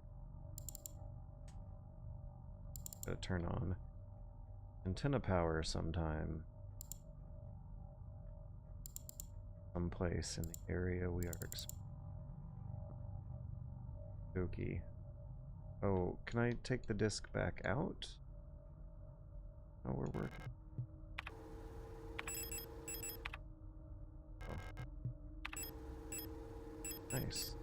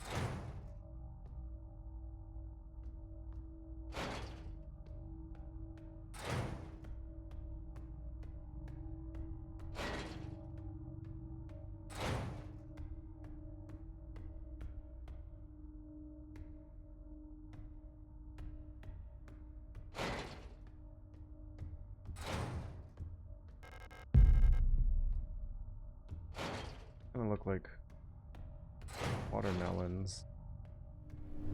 Trash bags under that lighting with all the insects.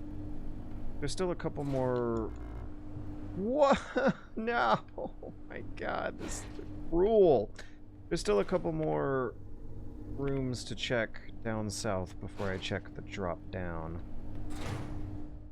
Let's try the acetone on the film canister too while we're in here. Okay, so we're talking about tank controls, whether or not they're irrelevant and whether or not they're more engaging. Walking, zigzagging back and forth through these pipes, like you gotta very delicately move the stick in a curved pathway to optimize your time going through there. It feels weirdly satisfying to not bump into things. When you're not using tank controls, that's a problem you don't really think about. You just move the control stick in the direction of the curvature of the zigzag pattern instead of manipulating your character's sense of weight and balance. Maybe that's the thing. Tank controls conveys a sense of, like, inertia that walking in real life has. You're going downhill at a fast speed, at least. Sometimes it's harder to stop than it is to start. Death Stranding had these ideas at play too. Acetone on film canister. Oops, wrong button.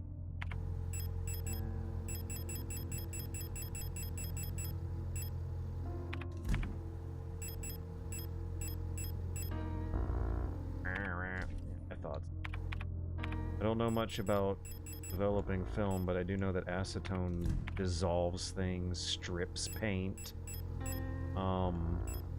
removes super glue. It doesn't sound like the kind of thing you want around delicate pieces of paper with very delicately arranged ink on them. Revolver ammo can get Italy. Rifle ammo.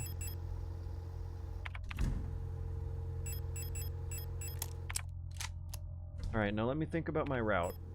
Where am I going? What am I doing? I'm investigating these doors that were guarded by monsters. Gunprod will be useful. Gunprod really should... I should be thinking of that as a weapon.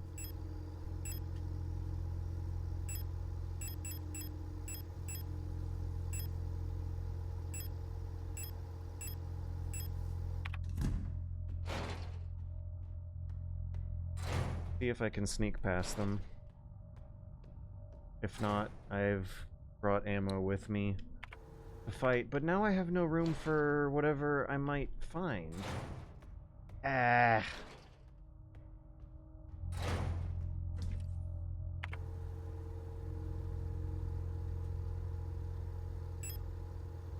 Rifle, great.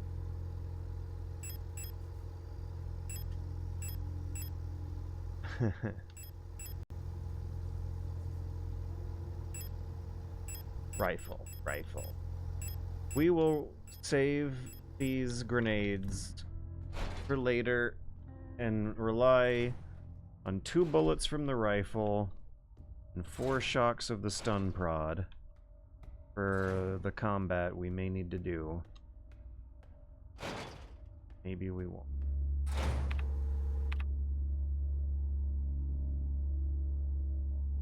Her flank is completely exposed.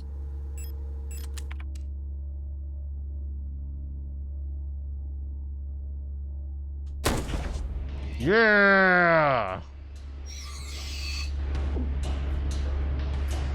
Alright, bye. Okay, guys, give me like 30 seconds. I really just did all I think I needed to do for now. Danger. That's not good. We're glitching out hard.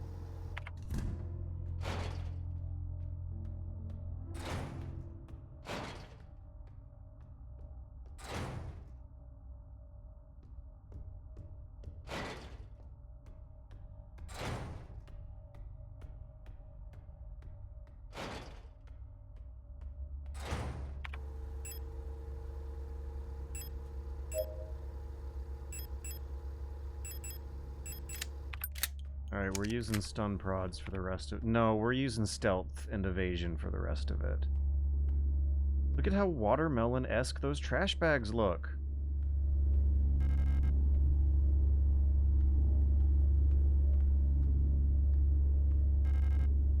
Oh, boy. I'm sure... Glad I didn't use any more resources on this hallway than just that one bullet. And, fortunately I did use a healing item. Hey, meat grinder. Oh, door in there I missed? Probably save before going to the area of the game called Meat Grinder. With a drop down you can't come back from. Finding your wife is faster than reloading. I gotta power up satellites. My health is at like caution or something. It's not great. I'm kind of scared. I don't know if I'm gonna be able to beat the game. It's gonna feel good to beat the game because whether or not I can feels like a a valid, legitimately unpredictable, unanswerable question at the moment. I am feeling such a strain on resources that I am worried about whether or not I'm soft-locking myself out. Because I set the game to an optionally high difficulty mode, I do not know whether or not the game has been perfectly balanced for this. I don't know whether or not I could quite easily end up screwing myself.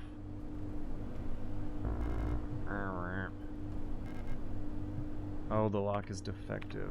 Blocked by boxes anyway. Alright, let's go. On. Also, all these visuals keep hitting us. Our character keeps thinking about visuals on her way down holes.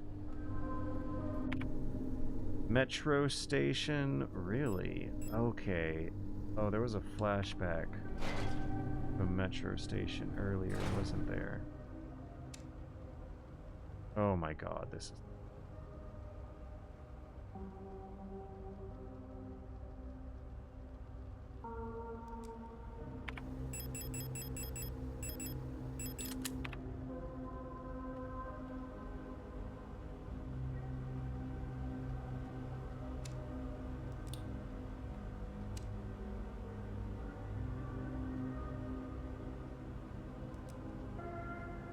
I wonder where the flies came from.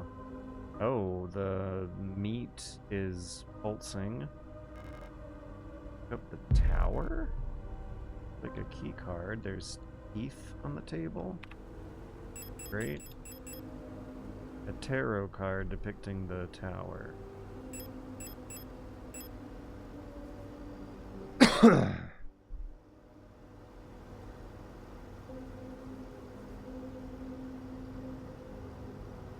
Oh, always put survival horror on the hardest difficulty. You did that with the RE2 remake and said it was an amazing experience. I agree. Is that why I liked the RE2 remake so much more than everyone else? Is because I had the difficulty bumped up? Thing about survival horror, though, is that, like, sometimes normal mode is enough. I never really got that far into Darkwood, but I was enjoying the hell out of it the whole time, and it felt like a fair challenge, and it was very, very tough. Yeah, you don't want to screw yourself, right?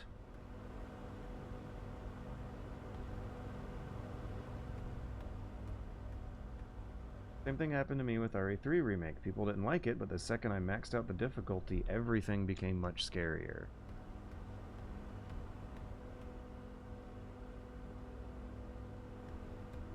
I'm just too jaded of a gamer to play them on normal mode anymore. Ooh, excuse me. And my winter cough. Do not hope it gets worse considering what happened to me in 2023.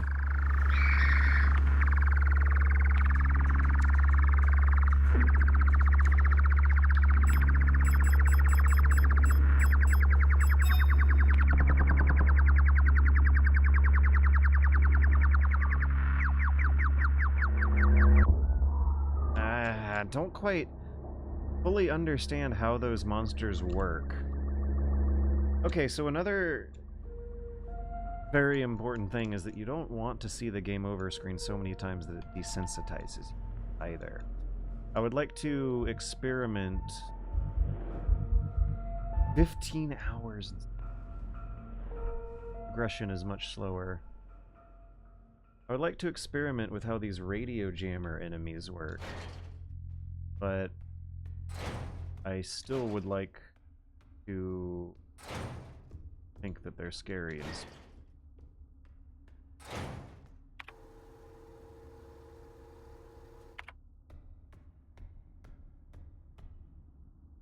Watching you stream these games at max difficulty is making me do the same with my games nowadays.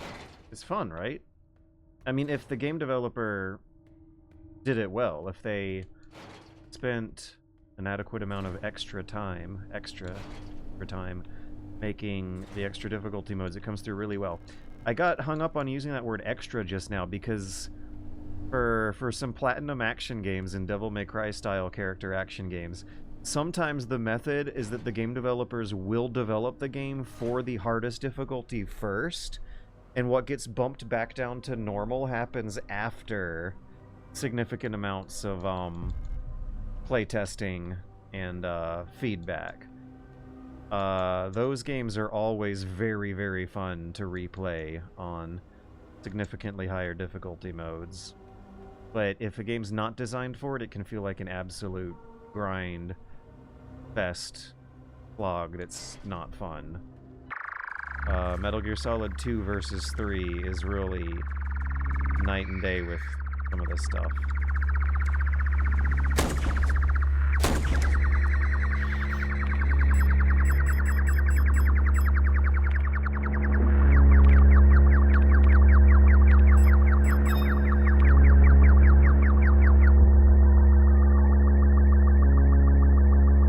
Maybe I should bring the pistol with me over there?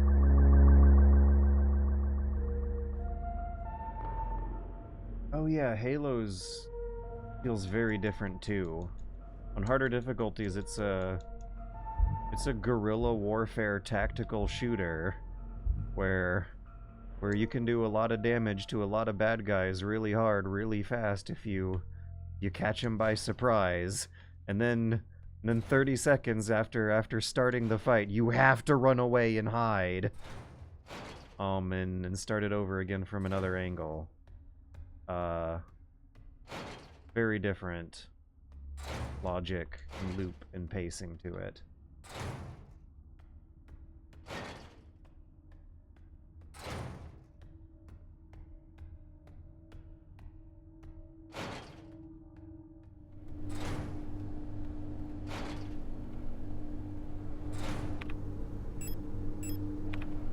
Rifle. No healing items, though. Is there anything left to do? Oh my god! Acetone is paint thinner. That's what I use on the painting. I can do that before going down the meat grinder and getting myself killed again. Duh.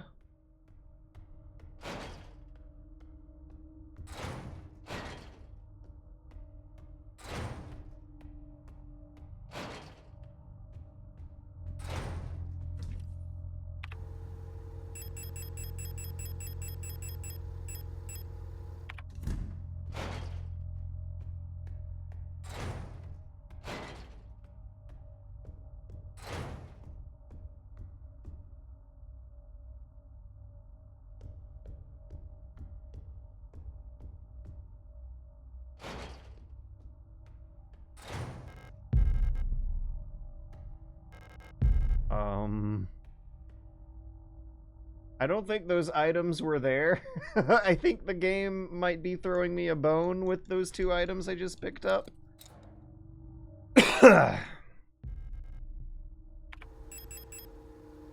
Predicting the 6th major Arcanum Lover.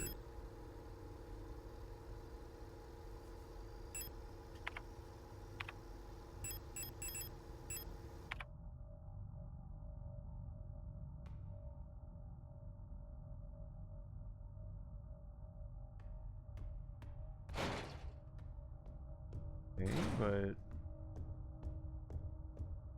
do I... Can I get another card earlier? Maybe I can combine them in my box.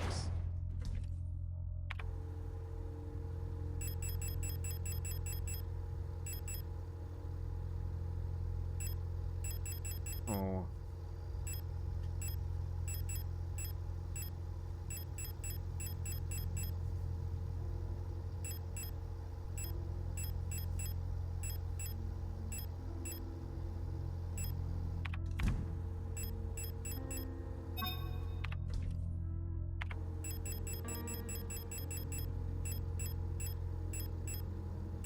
Where did I see that other... Oh, right, it's after I drop down.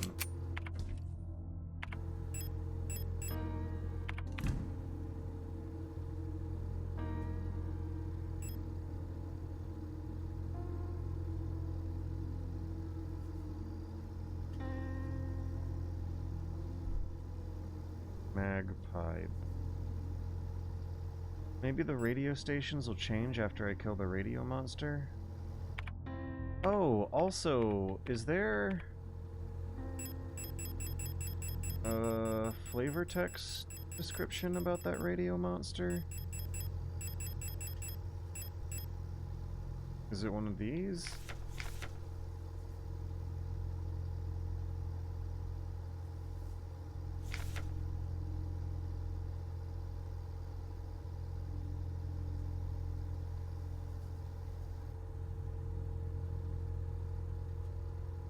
They're aided by...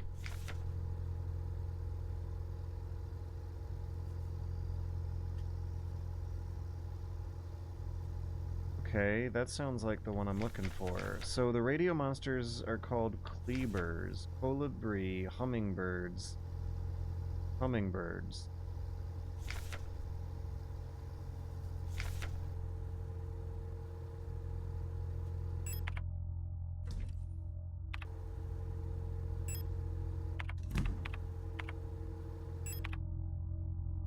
Not entirely sure if warning is worse than caution.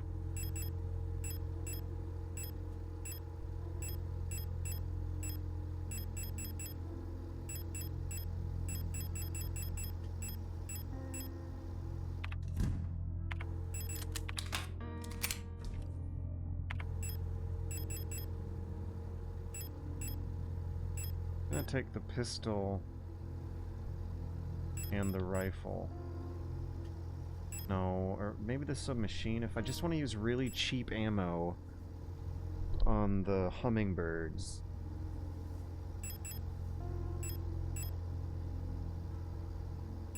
Might want to heal too.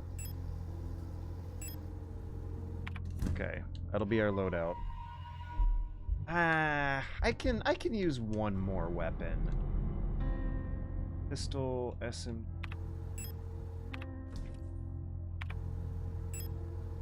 I think it's the revolver and SMG skill I want to. SMG is for the cauliflowers.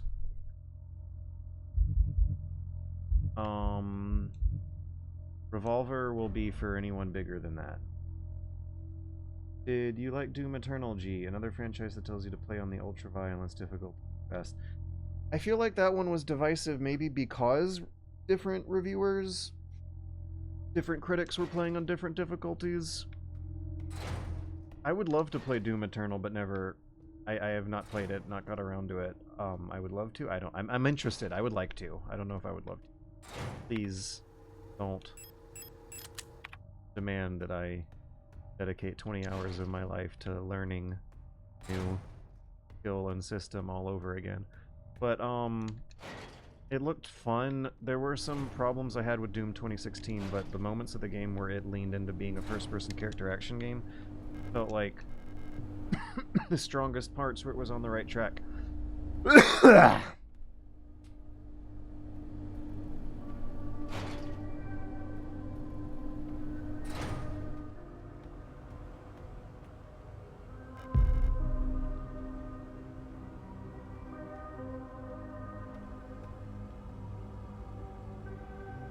Like some of these items might be ammo, which mistake one would not make if the graphics were fancier.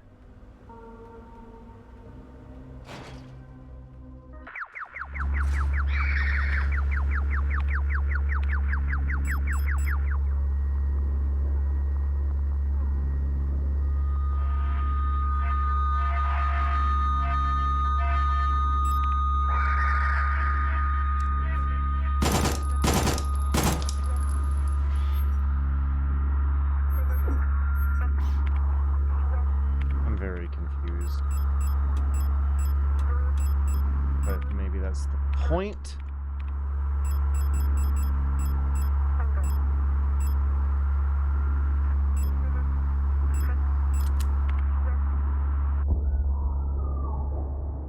I didn't forget. I chose not to bring stun prods. I fiddled with the radio in the middle of combat. How to do that? Changing to the radio station that flashes on the screen at the very beginning of the encounter seems to do something. Not entirely sure.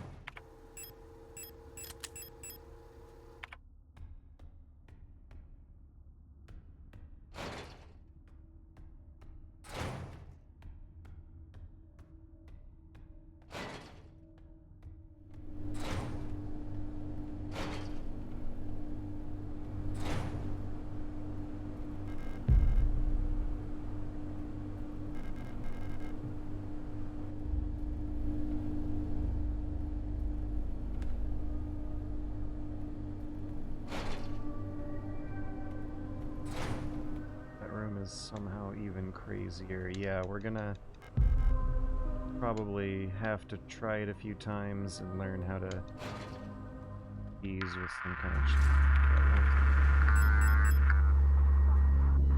same one.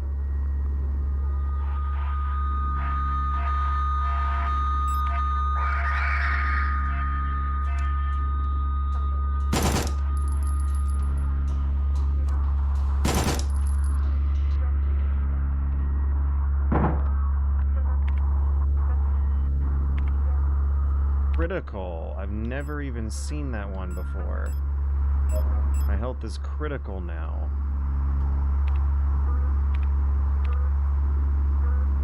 It's still critical? Do those things prevent you from healing?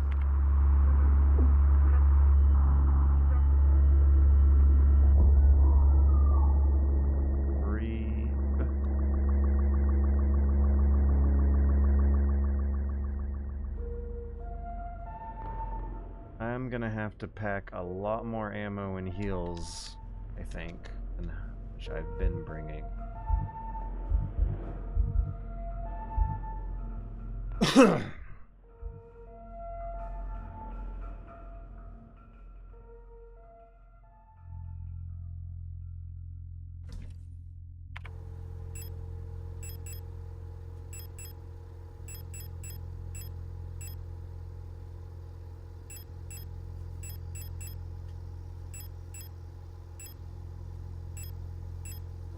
Yeah. Can't lose this time.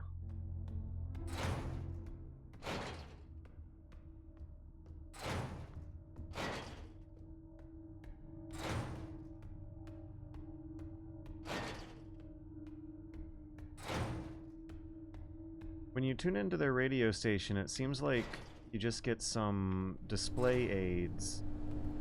Oh no, I don't have room for the stun prods right here. Those might be very, very useful.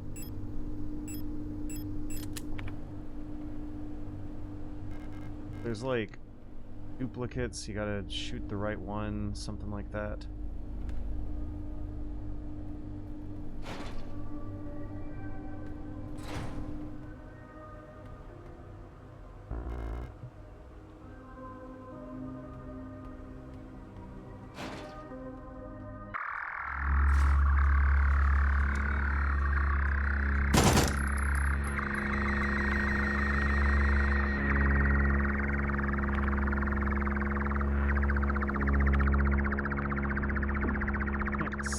Shit!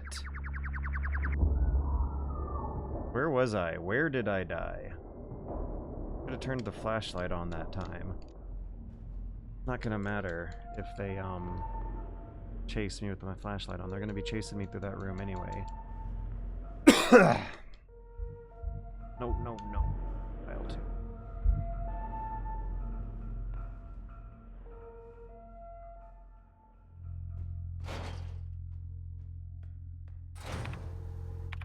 Why wasn't I eating my healing items while I was taking damage and everything? God, I'm just absolutely hitting the bed at video games tonight. Gun, and let's leave room for the stun prod. That's very useful. There's going to be a crowd. We want those crowd control items. Stun prod and shotgun.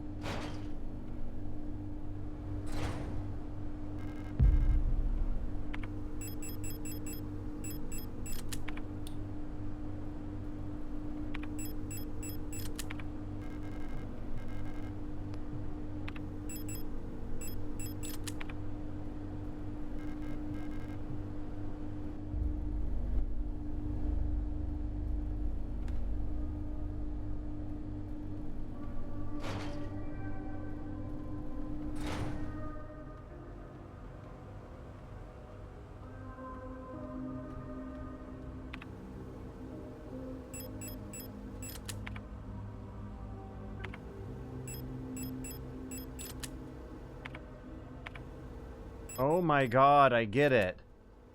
Flashlight, use. That doesn't merely toggle it on and off, that puts it in your slot. So I was screwing up the controls because I would go into the menu and assign stun prod to LB and flashlight to on, and then when I'm in the game fighting monsters, I'm pressing LB and it's flicking the flashlight instead of, hey, note. Instead of using the stun prods.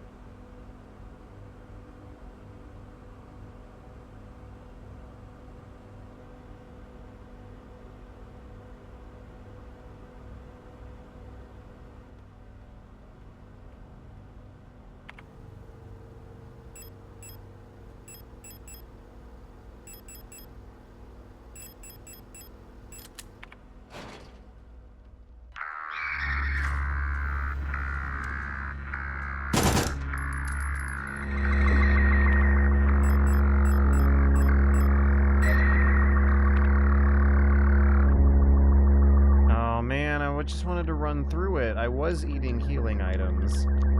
Or at least I ate a healing item. So you have to keep your distance? You have to keep your distance from them. While there's going to be a trio of more minor monsters chasing me from the front. I can stun prod them and shotgun them to get them all down as a group, I think.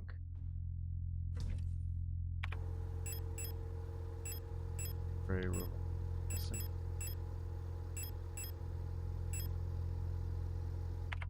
Okay. So I can stun prod and shotgun the group while working my way through the cauliflowers one at a time to eventually kill the real one or the minimum quota of however many you have to kill the whole thing. Then after that, I'll be able to actually hear myself think when I pause the game.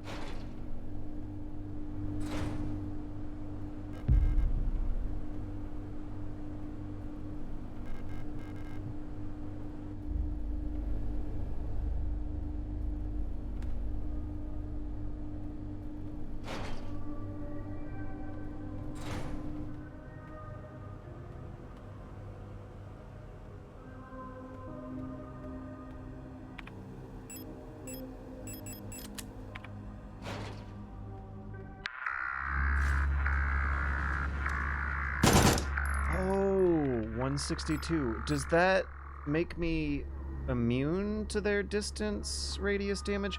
162, 162. I can see better, too.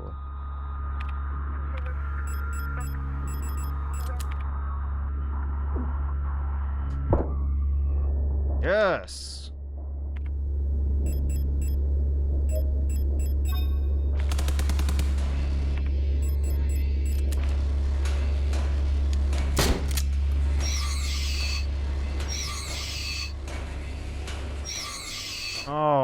right. There we go. We did it. I figured out how they work a little better, too.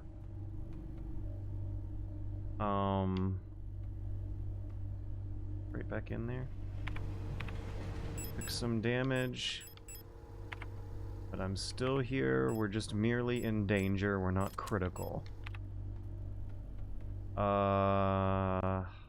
almost went to plan.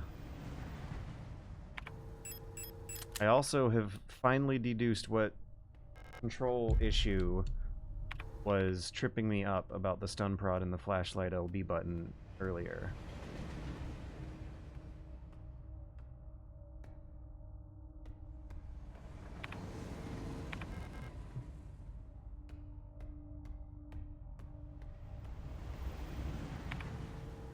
Oh, hey, Soft Rodvid. How much have you seen of tonight? Because tonight's is also very different. We're making incremental progress tonight. And we're appreciating it, too. The Dark Souls sort of rhythm to it. Feels great to just make it 1 inch deeper into the area. Oh, there's the eyeball TVs again. Nice. Called out of work for this? No. I mean, yes, feel free to call out of work for anything, but... For little old me... Oh, there's our 052 512 key. That mystery is solved, but now we need to figure out how to get back up there.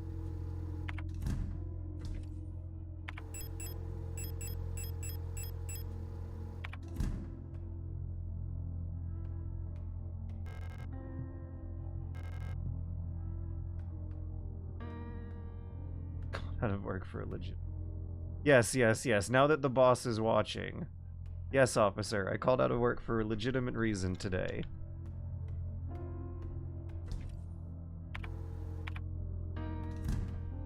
Oh, I'm also finally using the stun prods. I'm using a little bit of everything.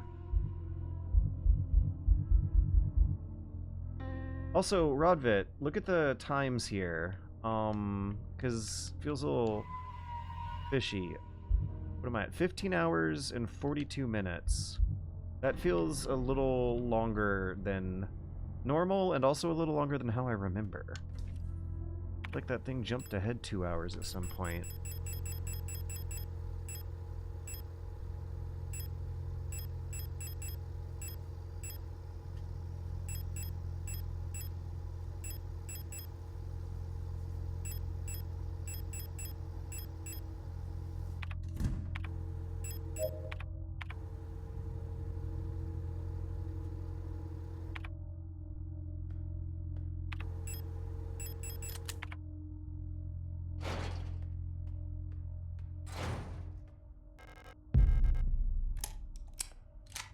Okay. That's how we get back up there. Alley. Commercial corridor. There's gonna be monsters when I go through that.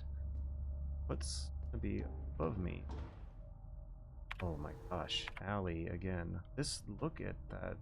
Whoa. Perspective, shadows. What is taking in?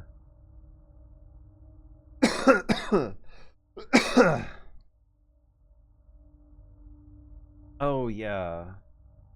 Writing the Judaro review. Crashed. Well, question is, not do that right now.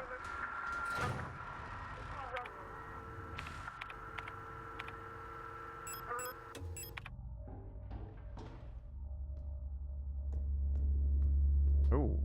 Oh no.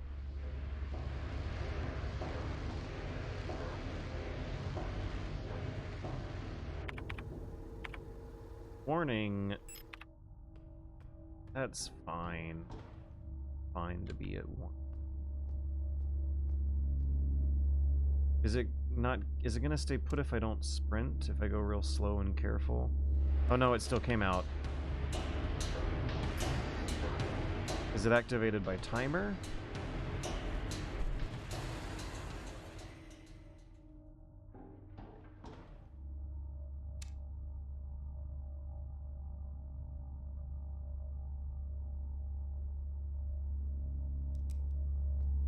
We're running for it. Yeah. Ah!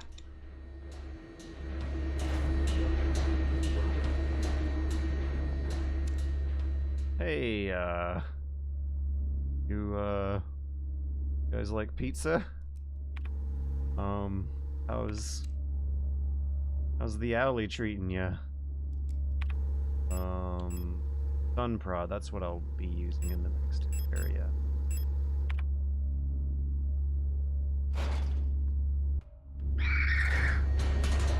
Unless I can slip through.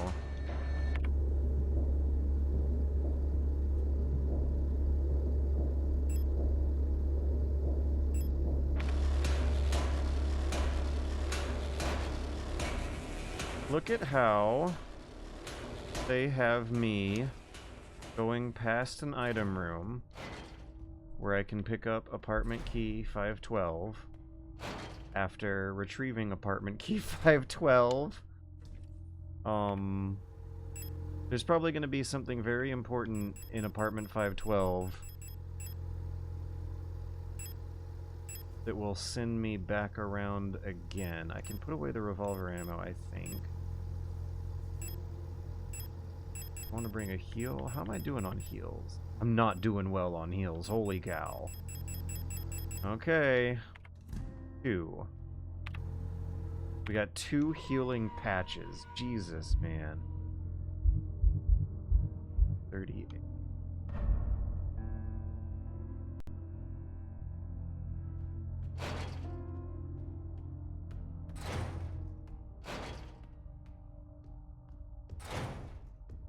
I'm really glad I burned those corpses. Or what? What?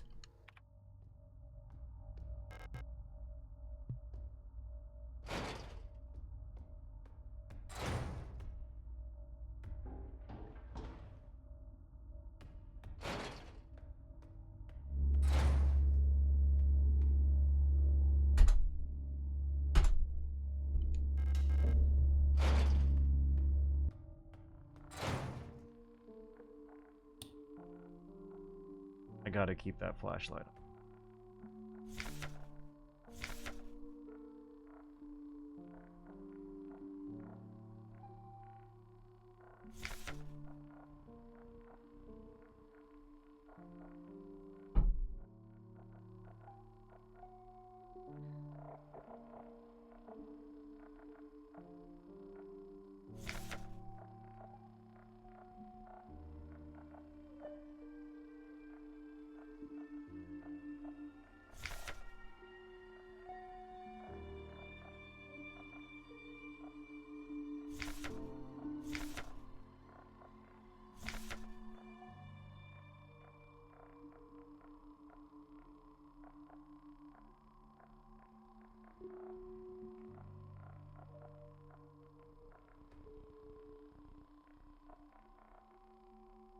Oh, tarot cards.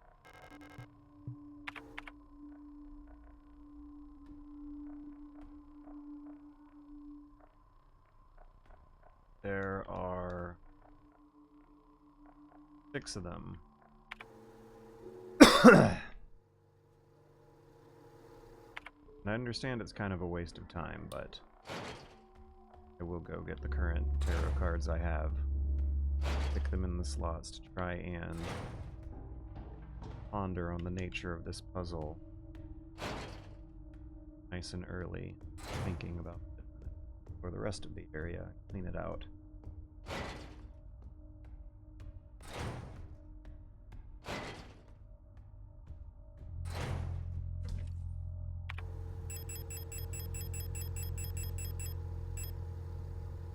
Oh, God. The tower card got left behind. There's so many monsters to blast, I didn't have room for it.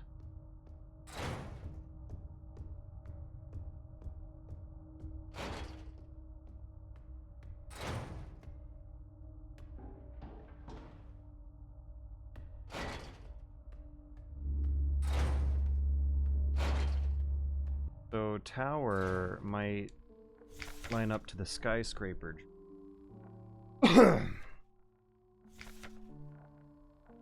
16th night.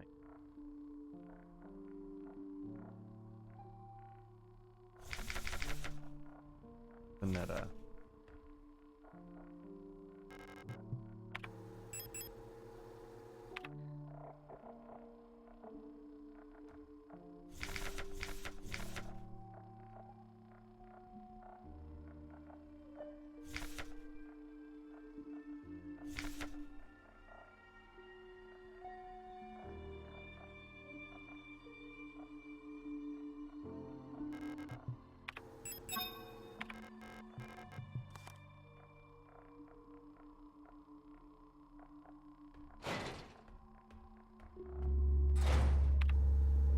Arrow table, meat room, that's what they call it. An apt description. I cannot say it doesn't fit.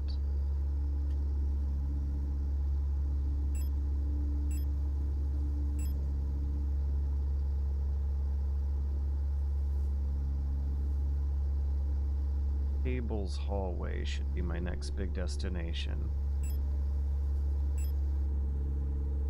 So let's see.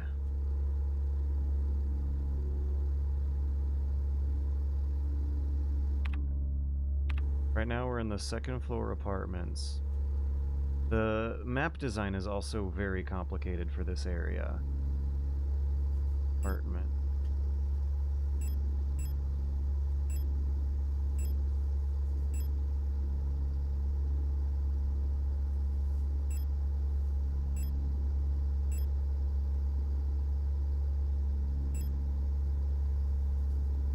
Okay, there were monsters in the apartment here. Colibri, radio monster.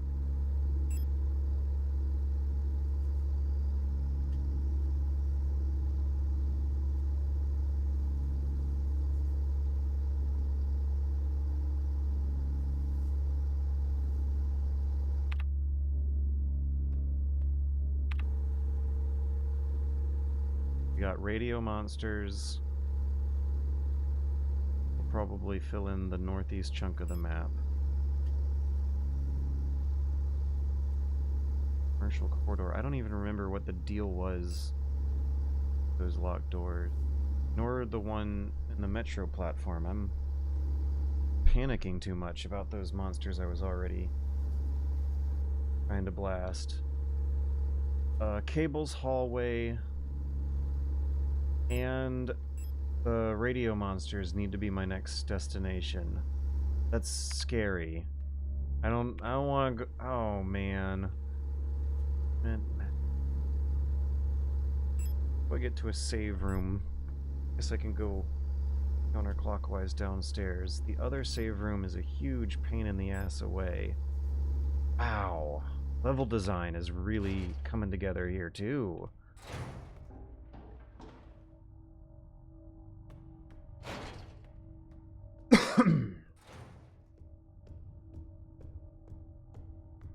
Okay, we're gonna save in P and head for the Cable's hallway. And I'm gonna think about what kind of equipment I'm gonna bring with me there, because it's not a decision to make quickly. Jeez, difficult.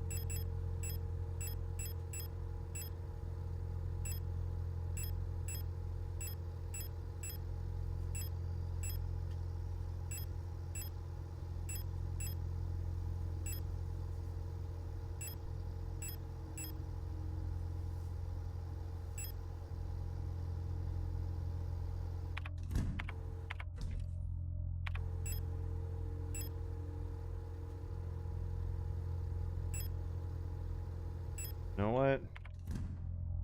The best we really got. Oh boy. Oh.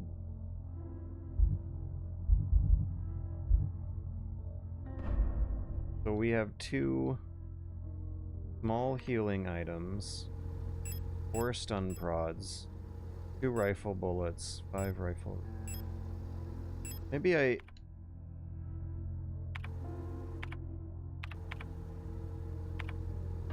Morning. I'm gonna put one of the heals away.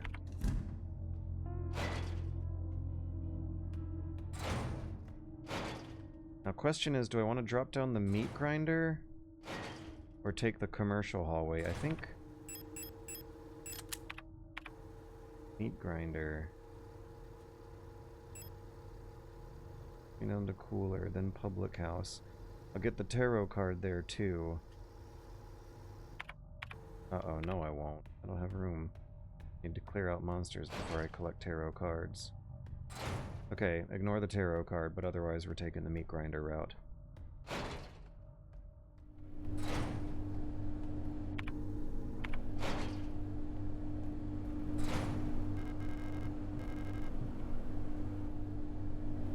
I should mash A in front of whatever moving flappy fabric thing is by the meat grinder.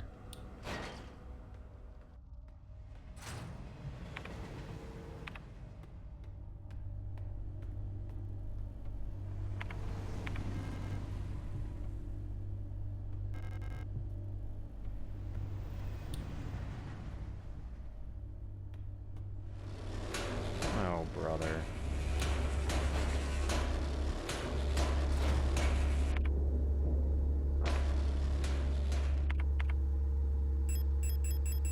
I want to reread the flavor text about the colibris because it clarified what monster was helping them, and that would be neat to know.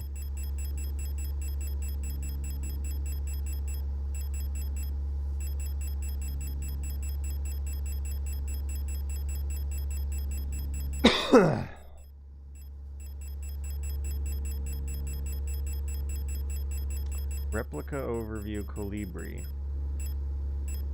Where did... there it is. Cadre. Every protector's bulky unit is aided by a cadre.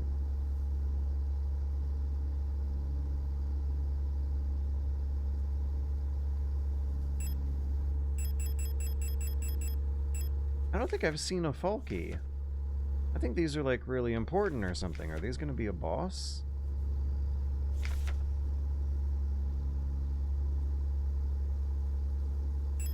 But they put the item description in with all the others, so it made me think that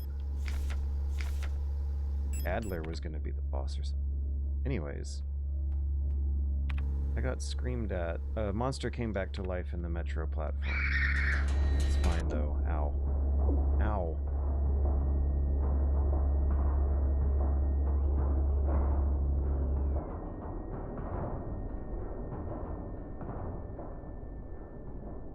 Biometrics.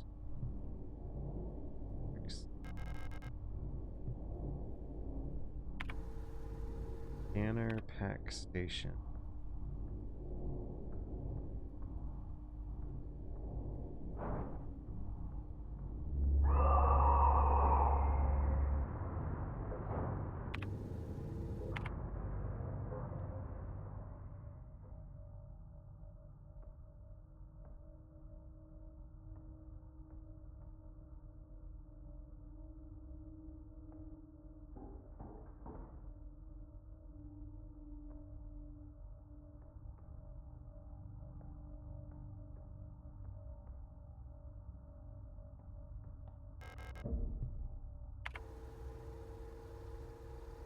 Nice.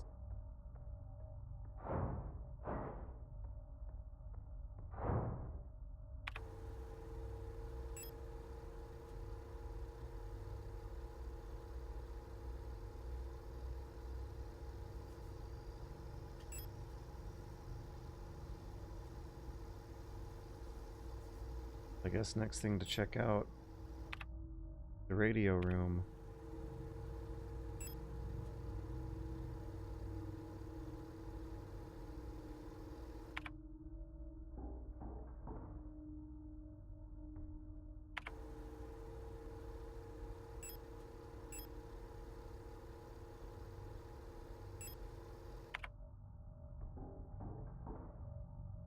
There's no perfectly safe way to do this. Nope. I wonder if I should bring the flares with me and burn bodies along the way, because I'm going to be doing a lot of backtracking, it looks like. Did I save? Yes. This is shit. We're in a shit situation, but I might as well save, because there's a lot of time invested in making this shit situation I'm in. Did I inventory manage before saving? Yes.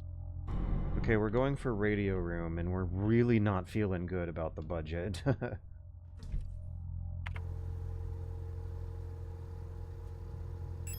well, the regular decayed rooms are, unlike generic sci-fi hallways, these look a little more relatable.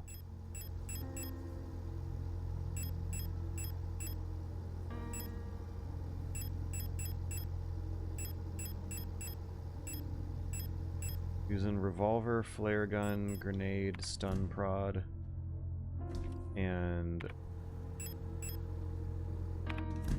token of a healing item because I'm hoping we will encounter more. Okay. Radio monster room. I hate these things. I'm figuring out how they work though. But you tune your radio to the frequency that flashes on the screen, and then you just start blasting. Definitely gonna make use of stun prods. Yeah, those really should... I need to rethink of those things as a primary weapon. They do good damage. They can be utilized in the menu without me having to think about the controls. I just panic and mess up those controls, but I have all the time in the world to think through the button presses.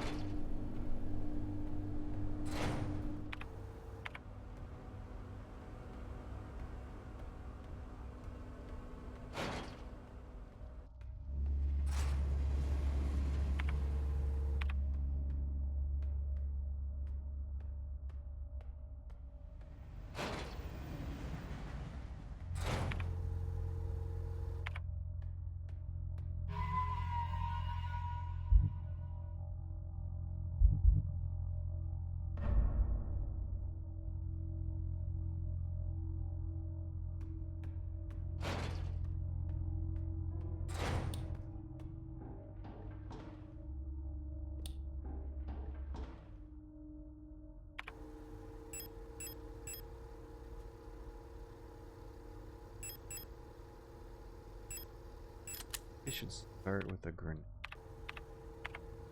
Health is at danger. That's not critical though. We'll stick with it for a 107. So yeah, I'm hoping to get multiples with this grenade.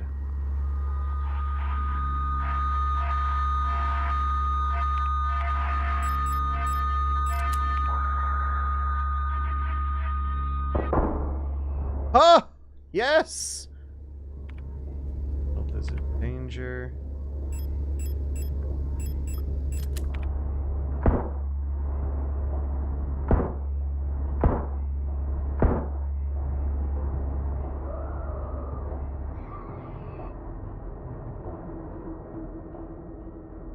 Did I do it?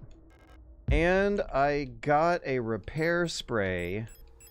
I was predicting that I'd find something like that. Fucking beautiful job. Wonderful. Good prediction, good improvisation, good preparation. I got through that room on the first try, and it feels very, very rewarding. Well, first try. I kind of previewed it earlier. Good use of long-term memory. Wow.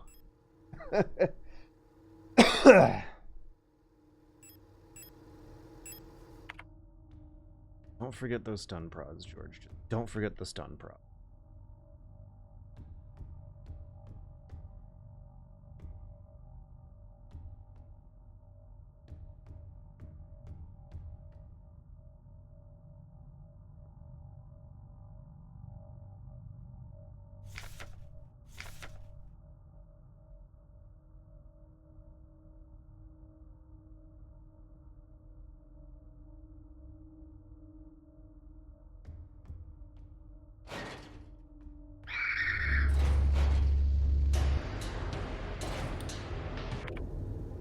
hallway. That narrows it down.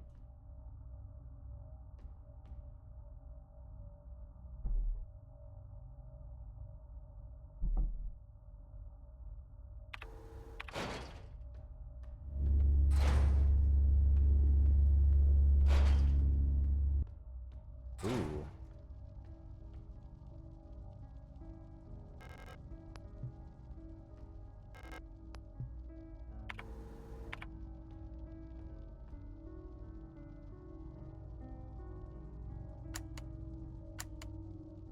Elster. Butterfly room. Is this my room? Iridolia. The patterns. Okay, so the patterns, are they important? It's very... If this is the Elster room, it would make so much sense that this is also the RE1 remake room? And the android horror is about spotting vague patterns and vague memories. Okay, so does this game take place... New headcanon. New headcanon. I think Elster's Gestalt was a remake fan. Like, this takes place in a universe where Remake, the game by Capcom that came out on GameCube in, like, 2001, that GameCube game exists in this universe. And over centuries of dystopic human failures, some fan of classic retro video games in the science fiction future had their personality imprinted onto Elster. And so for reasons she can't quite describe, Elster really just likes listening to Moonlight Sonata and hanging out in filthy wood-paneled rooms full of flies with sexy lighting and isometric camera angles. And a safe and a case of butterflies on the wall by the bookshelf. Oh my god, it's so good. It works so well. It's poetry. It's poetry. It likes rhyming. God. George's brain cells are firing on all cylinders, like a block warden's snub nose Chiappa after being lesbian reloaded. What?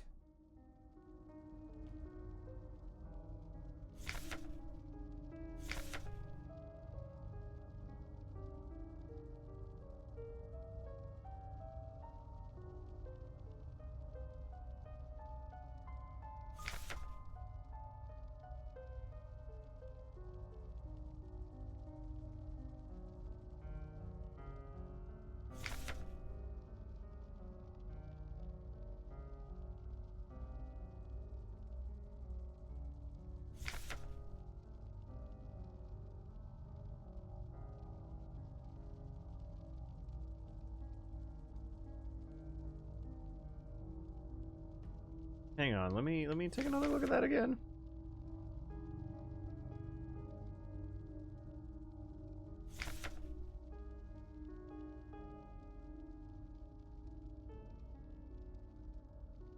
Electronics and microprocessors has stagnated.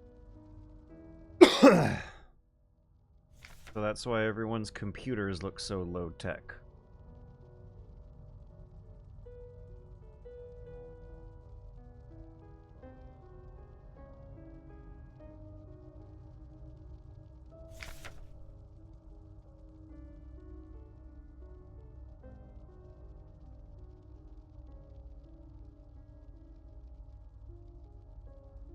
Butterfly effect.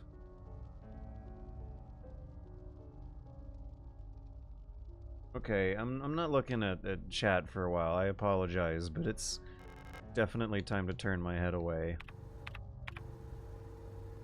Butterfly room.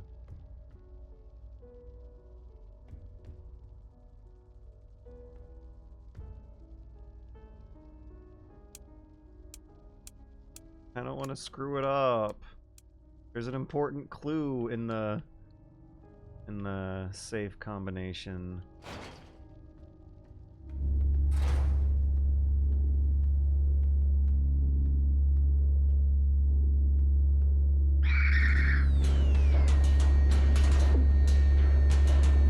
Oh no.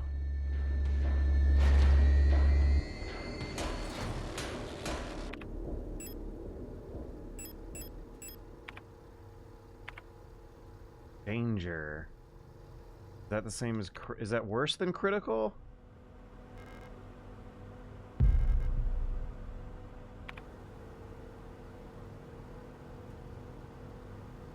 Oh, I should immediately go through that door and save. Because I want to commit to how well one of those fights went.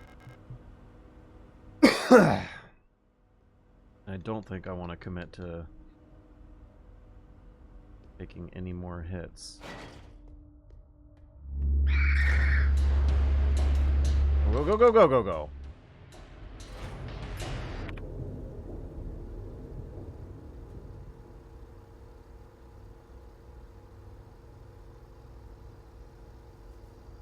Got more monsters we gotta sneak past. Dentist.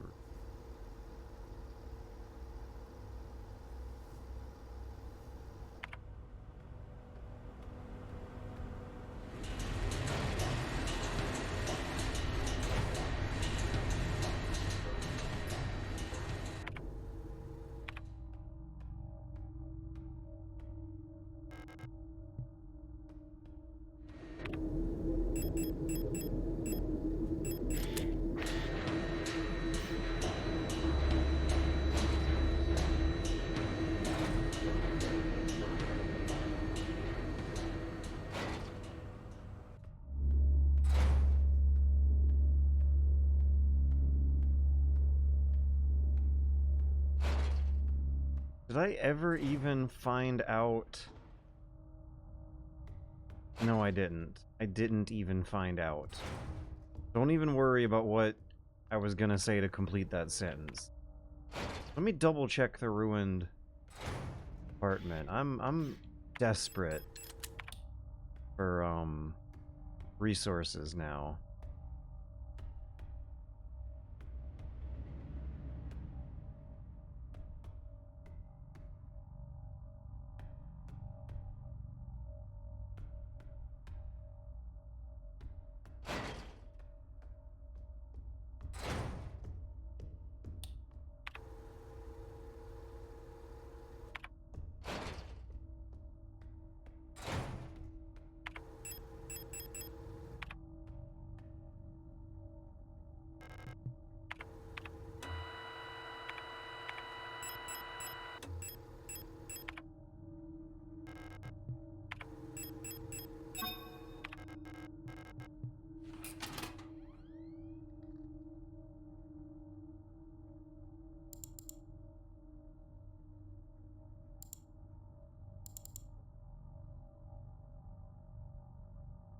Oh, this will be a door code.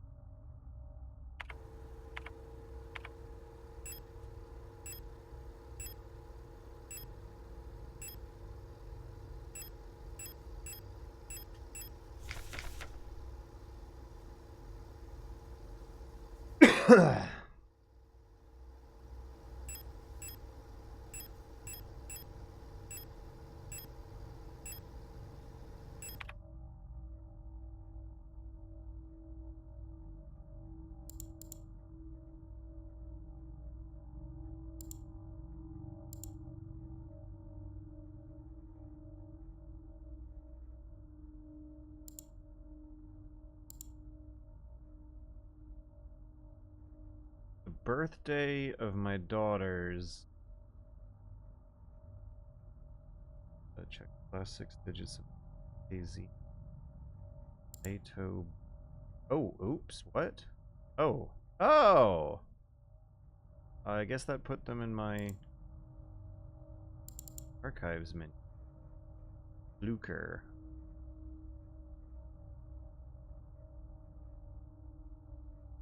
Luker.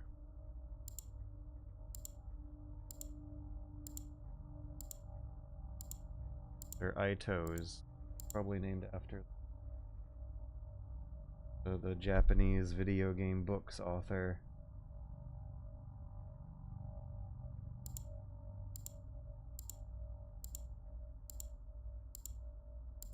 Five six oh 524.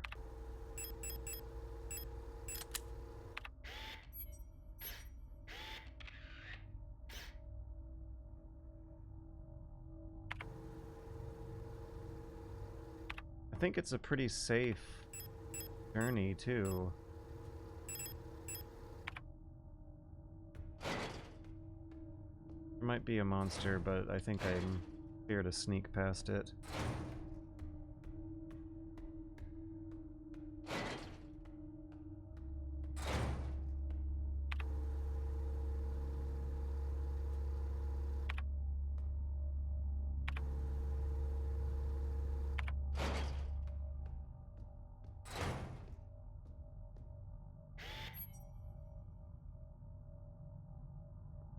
Oh my god, it's not showing up in the photo? 14S52P. That's funny. There's some like color blindness or color correction thing going on. That's kind of cool. And it's not that big of a pain in the ass to go back just 3 safe rooms. And repeat number on my way.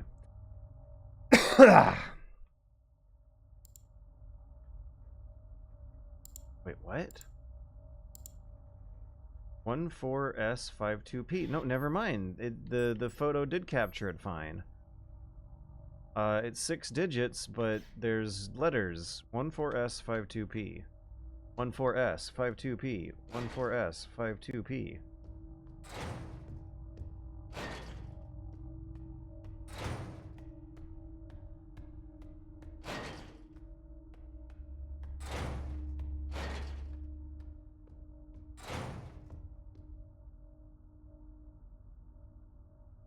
One, 4, S?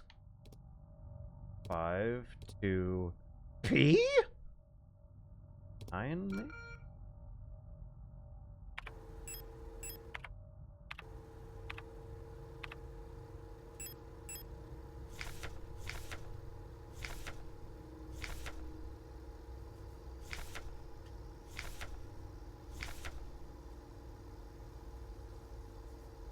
Birthday of my daughters.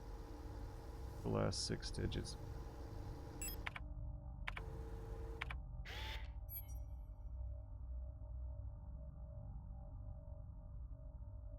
Oh, PKZ. 560524. 560524. That was so easy. Why did I make this hard? 52. Sorry, what was the button I pressed again? 560524.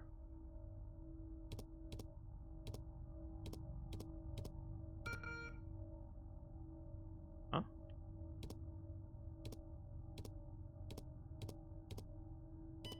Oh, okay.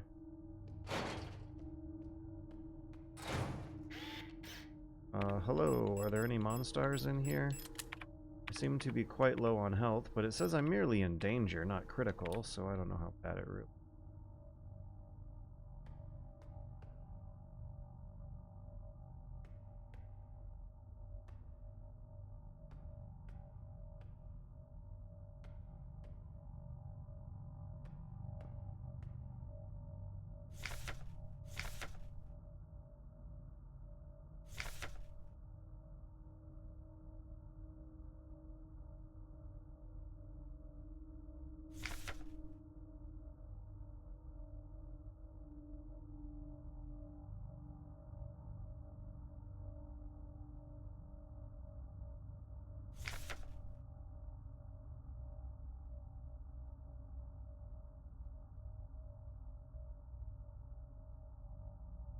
So the Empress is a Jedi who is using the Force to control people and manipulate them into space nationalism.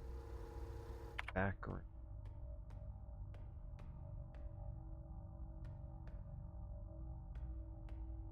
Careful saying numbers with modernized AI. I could be paranoid though. Why? What's the deal with? They're not gonna construct a whole entire book off of numbers, are they? Uh-oh, is this gonna be a boss?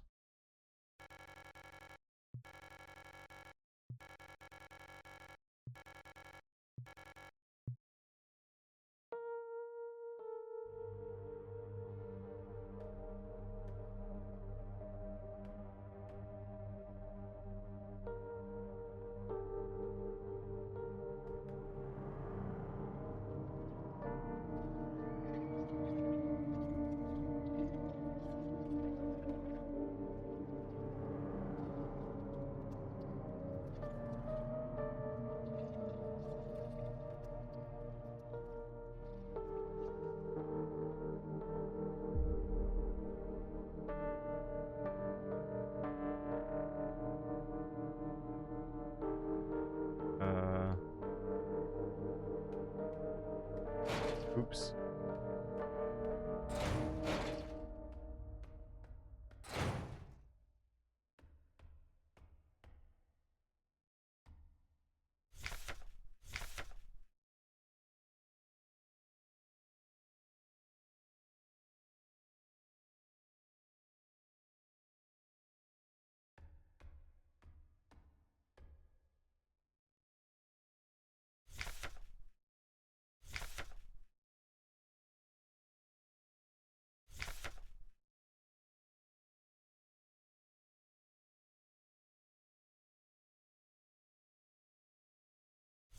Oh no, they're into manifesting.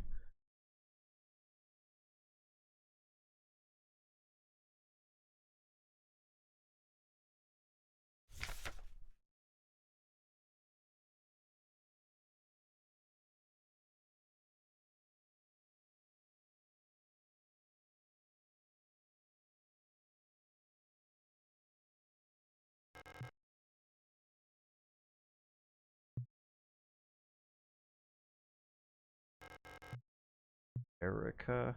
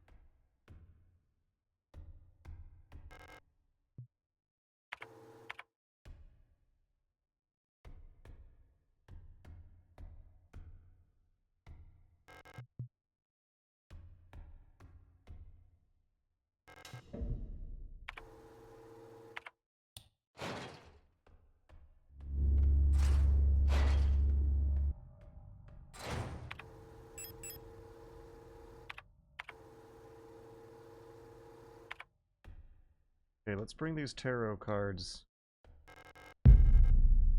The tarot card station. And eat this auto injector.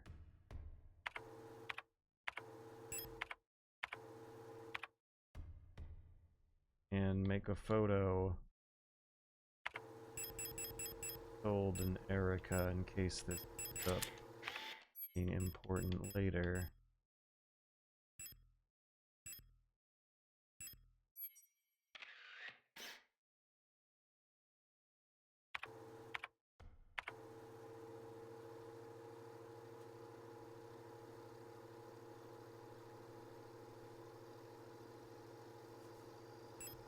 Where was the tarot table? Okay, I think we're safe.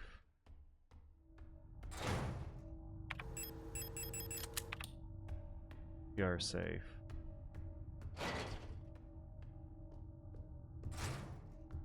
I'm gonna mash A everywhere I go in case I missed any item. I don't think they've given us, or at least I haven't spotted any hints about who the camera might be. Wait, we're not... Okay, because the tower card still got left on the table. I'm not so low on health anymore. And the satellites still aren't powered up.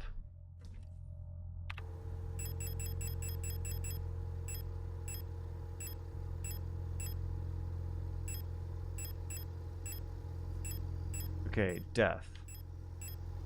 We got the death card. I know where the power card is. Should get that before the night's over, before I forget. It's, Ollie. Type works. Drop down the meat grinder cooler. It's in the public house.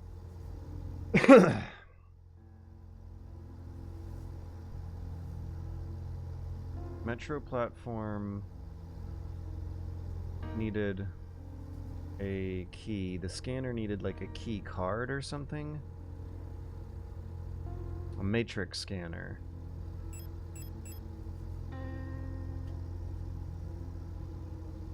The computer in the Blockward office is used to power up satellites.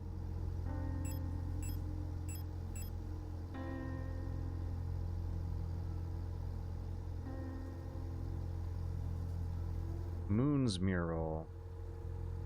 I'm not entirely sure what that is. Not entirely sure what's going on with these puzzle... Oh, there's a door I haven't checked. Near the butterfly room. I feel like it's a pain in the ass to get there. Okay, and it's also behind the radio monster, the colibri in the apartment. Where am I now? Bedroom. I should go for the tower card and the door I haven't checked in that hallway. Tower card is in public house. Go upstairs to the fire escape and check the door. Boy, God, this... Ugh, confusing.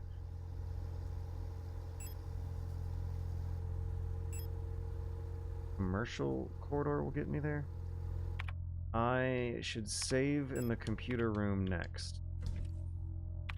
Okay, we're going for the tarot card and to investigate a locked door. Some stun prod.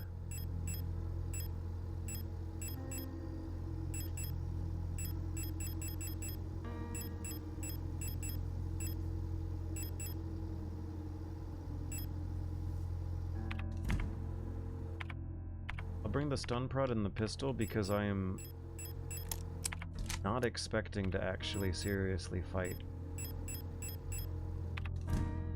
Tarot card, locked door. I will find both in the direction of the computer room and I should save there. Oh yeah. Whoa. What's moving? Huh? Oh my, no, no, no! That's so mean! I was just about to go down that way. I don't want to go through the meat grinder again. Oh, there's still another way. The service door opened up. I could maybe take that way.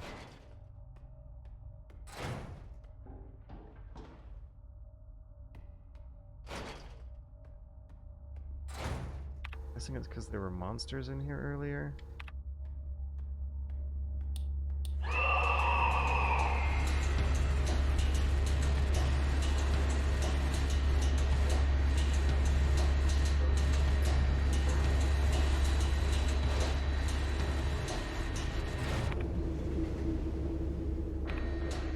Oh yeah, this is not a bad route at all, actually.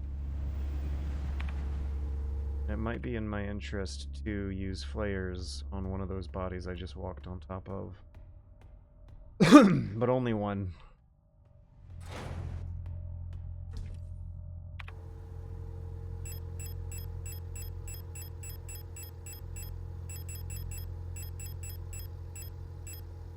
Am I out? I am actually out of flares. That's not happened yet. Wow. Okay, let's move on up the fire escape. No, tarot card, then fire escape.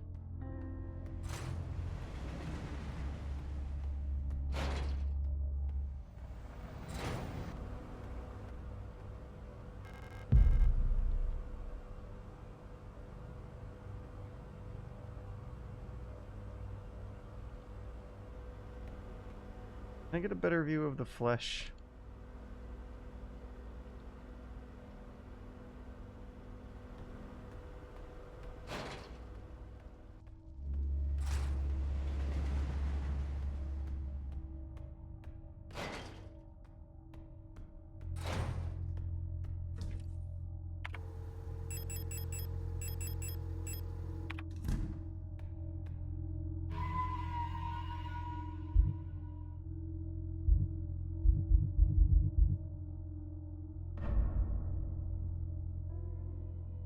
I have one of those on.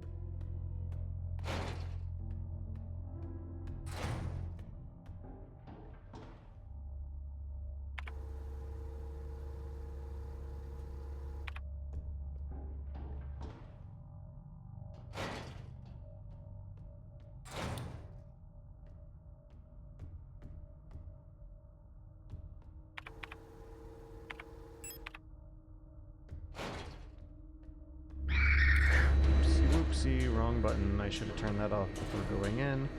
But we're just gonna check the door on the lower right.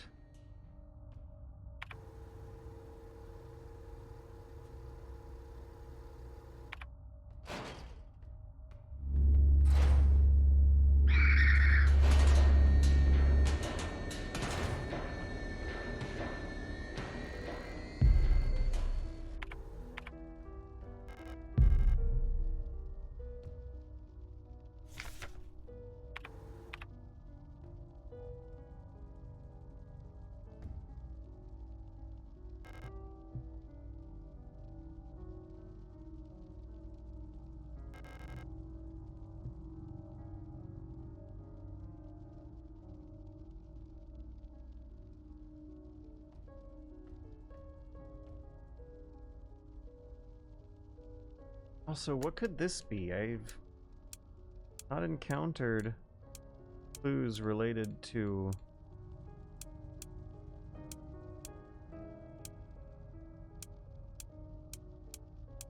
a 4-character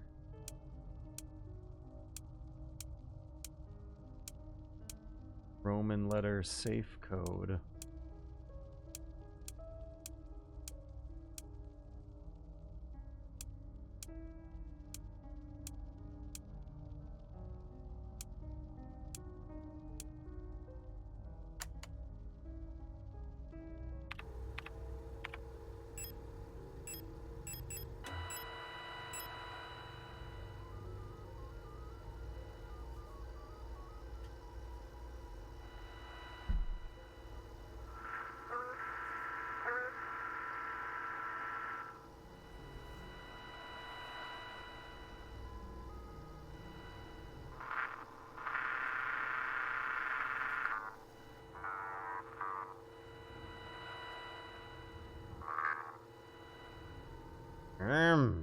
Zul. Rune.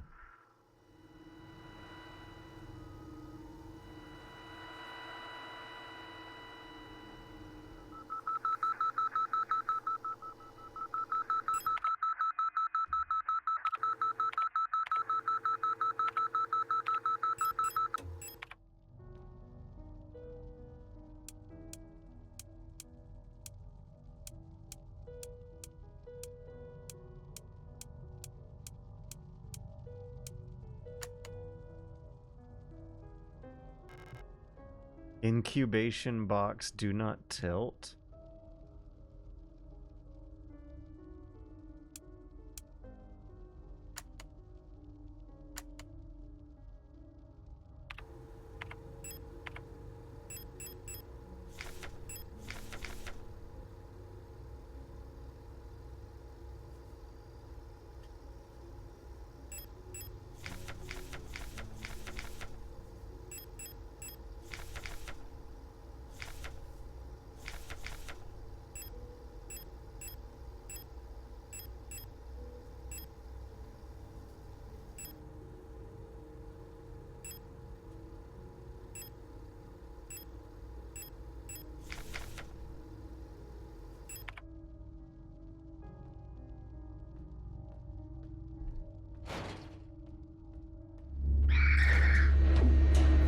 it's broken.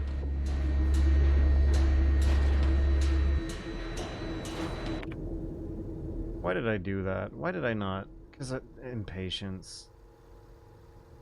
Why did I... God, what are the... Should I just reload now? Why did I do that? Seriously, what the hell kind of death call is floating through my head these days that has me just go do stuff like that? I wanted to know what the deal with the door was, and I wanted to know so bad that I completely disregarded the longer-term consequences for taking the damage. Ugh. I think it's because I saved recently. That's why I did that. It's because I saved. I spent a lot of time reading notes and thinking about a puzzle, but not an actual lot of time, game time, simulation time, doing anything at all, so therefore the calculus in my gamer brain made sense that my chronological, living, waking through existence brain did not. It was, worth the game time to take the hit and reload. Oh, they gave me a repair spray. That was a gimme. That feels cheap. But not the real time to, take the hit and reload after discovering that the door is defective and broken.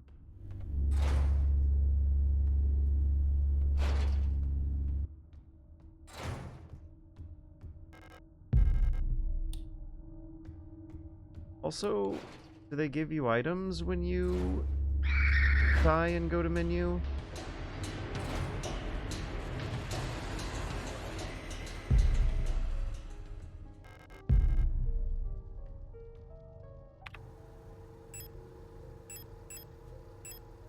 Is that what I'm... Also at a loss what the next puzzle solution might...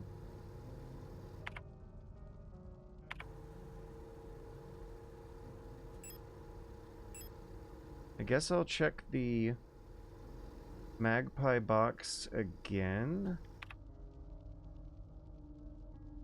Or should I check my inventory?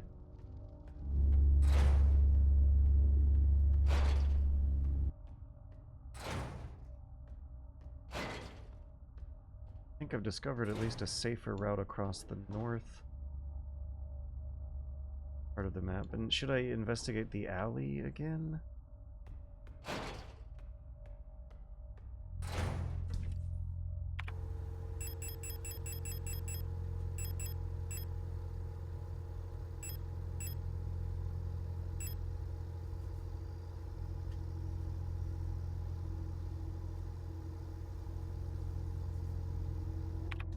Also, photo... The photo developer, can I do that in the disinfection room? With the weird lighting? These are things that are all probably faster to answer. Okay, the bookstore with the red diskette is now blocked off by flesh. That's awesome. I should investigate. I unironically should investigate. Something different has happened to one of these areas here, and I'm not very confident I'll be able to escape the monsters that are gonna attack me.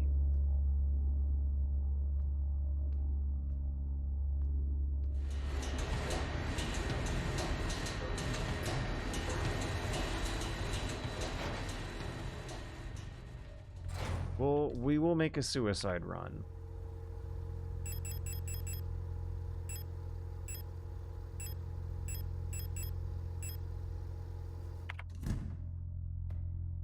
I'm real curious to see what's at the end of the flesh hallway, the newly blocked off flesh hallway covered with monsters. I do not think I can do that without taking damage. It will be no great loss. since I recently saved.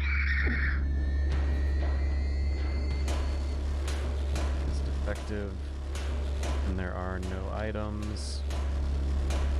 Blocked by massive flesh. There are recovery frames. Seems like giant flesh clubs do more damage than knives. Okay, good to know.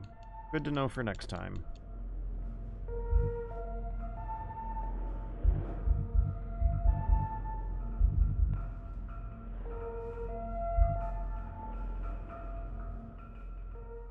So we should deliver tarot cards.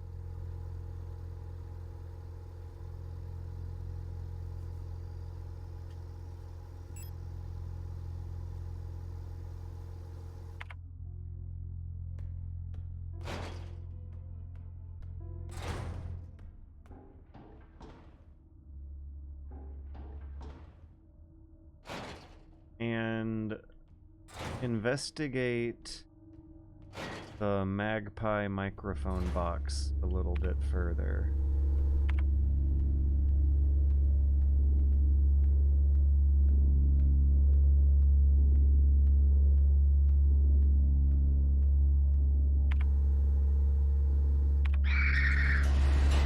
They heard me turn. Look, there's stuff. It's worth taking a look in older rooms. They have stuff in them now.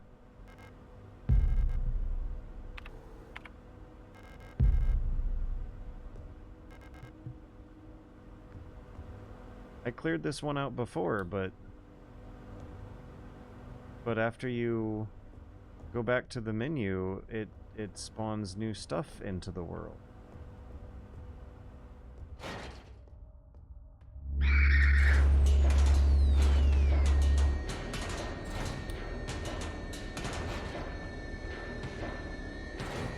Oh, a magpie. Okay, never mind. I have seen this before. And I need to use the radio with it. Double check. I did it before, but I just want to double check. And also cross-reference it against any of the new information I gained.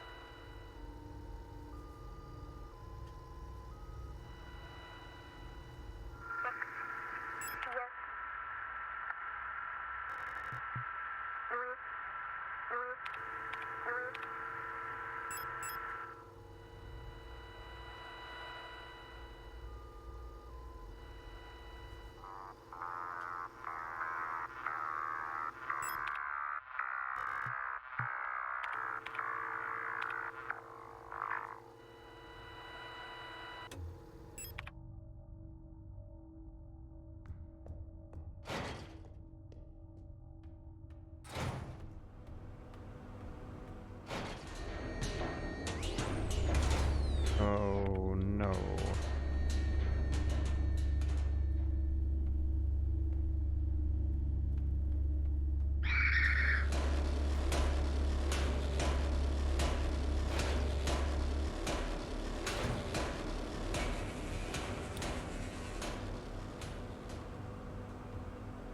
I'm really not going to be happy when these monsters in this room in particular wake up. I think I burned a couple of them, actually.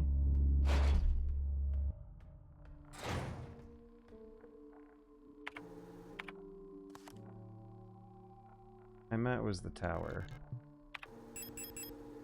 Oh, I gotta go downstairs for it.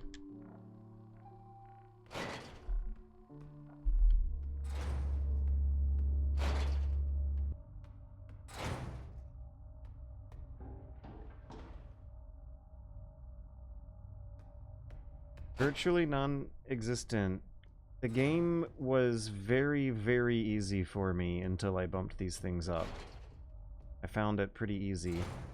Most people, I don't think, have found it pretty easy. I think it just depends on, in my case, it's a matter of me having played a bunch of survival horror games before. Odd, air spray, patch. Oh, I should combine.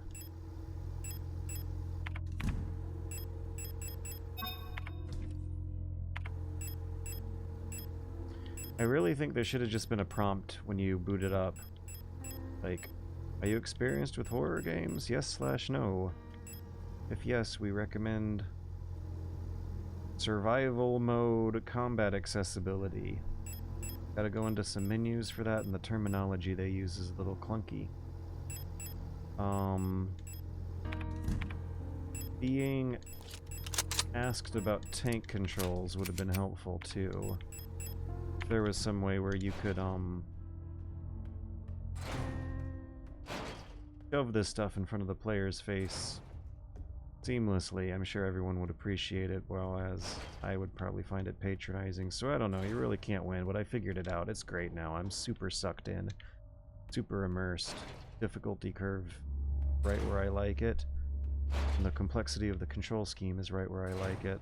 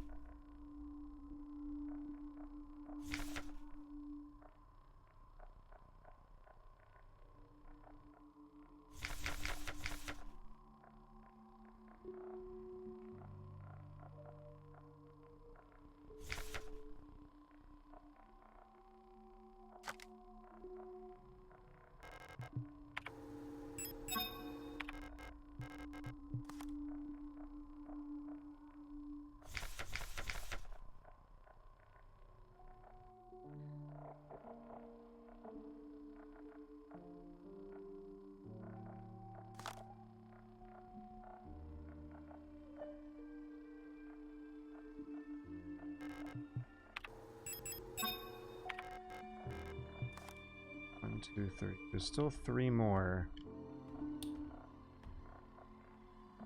And I am at a loss for what I might have missed so far. There's probably something really frustratingly obvious that I might not be able to see right now due to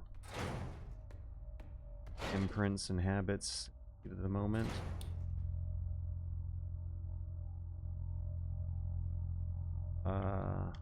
And might be some item lying around hidden in the pixels.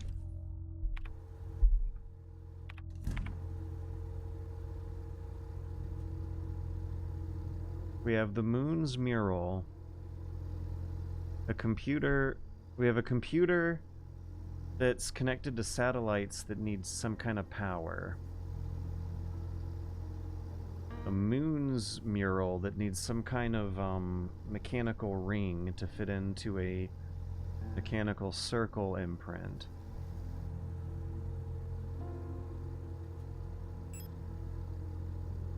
A QR code at the package facility. A key to get in a storefront on the subway platform. Door key. Something's going on in the butterfly room. I didn't see any keyholes in the butterfly case. There was a safe. 4-character, 4-letter safe. And some kind of audio device, microphone device. The magpie box. And then tarot cards to find in the meat room. That's a lot. I think I'm just gonna have to circle through here in circles until I spot what I missed. With tank controls on very hard mode. Okay, virtually non-existence. You did come in during an interesting point. Unfortunately, I'm gonna be wrapping things up. So, the way it worked was I found the game really easy for the first 3 nights. I think it's right before the Silent Hill zone. Maybe towards the end of the personnel exploration area. That's when I decided to bump the difficulty up by turning on tank controls. So I explored the Silent Hill area with my sense of forward being probably a bit different from most other players. And then there is the fake out ending, where you go back to the main menu and then fake start a new game, continue on your previous game. And this is absolutely hilarious. But I was so curious to start a new game anyway and see how it plays on a higher difficulty that while I was in the menu there, that's when I bumped the difficulty up to hard mode. And I couldn't help but notice afterwards that once I got through the fake out and kept continuing onwards, things felt so much more tuned. And there's a part in the story where your character is apparently themselves dealing with a shitload more bullshit. Like their android body is all broken up. They tore their android arm off. Android goop and gore was spurting out of the wound, and they had to put new android parts back on and cover up their android goop. And I think their android body is a little more sensitive than usual, and they're taking harder hits. Or I bumped the difficulty up, and that's what's going on. It makes sense narratively in the continuity that I have in my head. It feels great. It's way more immersive. The slower pace of this does seem to be making a lot of sense at the part of the story that I'm at right now. Yeah, this is fine. This is good. This is good stuff. Signalis is great. Thanks everyone for showing up and watching and hanging out, all the support in the chat. It's been great. And compartmentalize some trauma. Can't forget that. Thanks for a fun stream. Yep. I'm excited to see where it goes next week. Hoping to get to another game than Signalis, but out of all, what's it going to be now? 5 sessions, I think? I've generally been offended by none of them. One thing, though, is the fucking backseat gaming. That was all. But yeah, good stuff. Good, clean, video game fun, classic, highly polished survival horror classic fun. Yeah.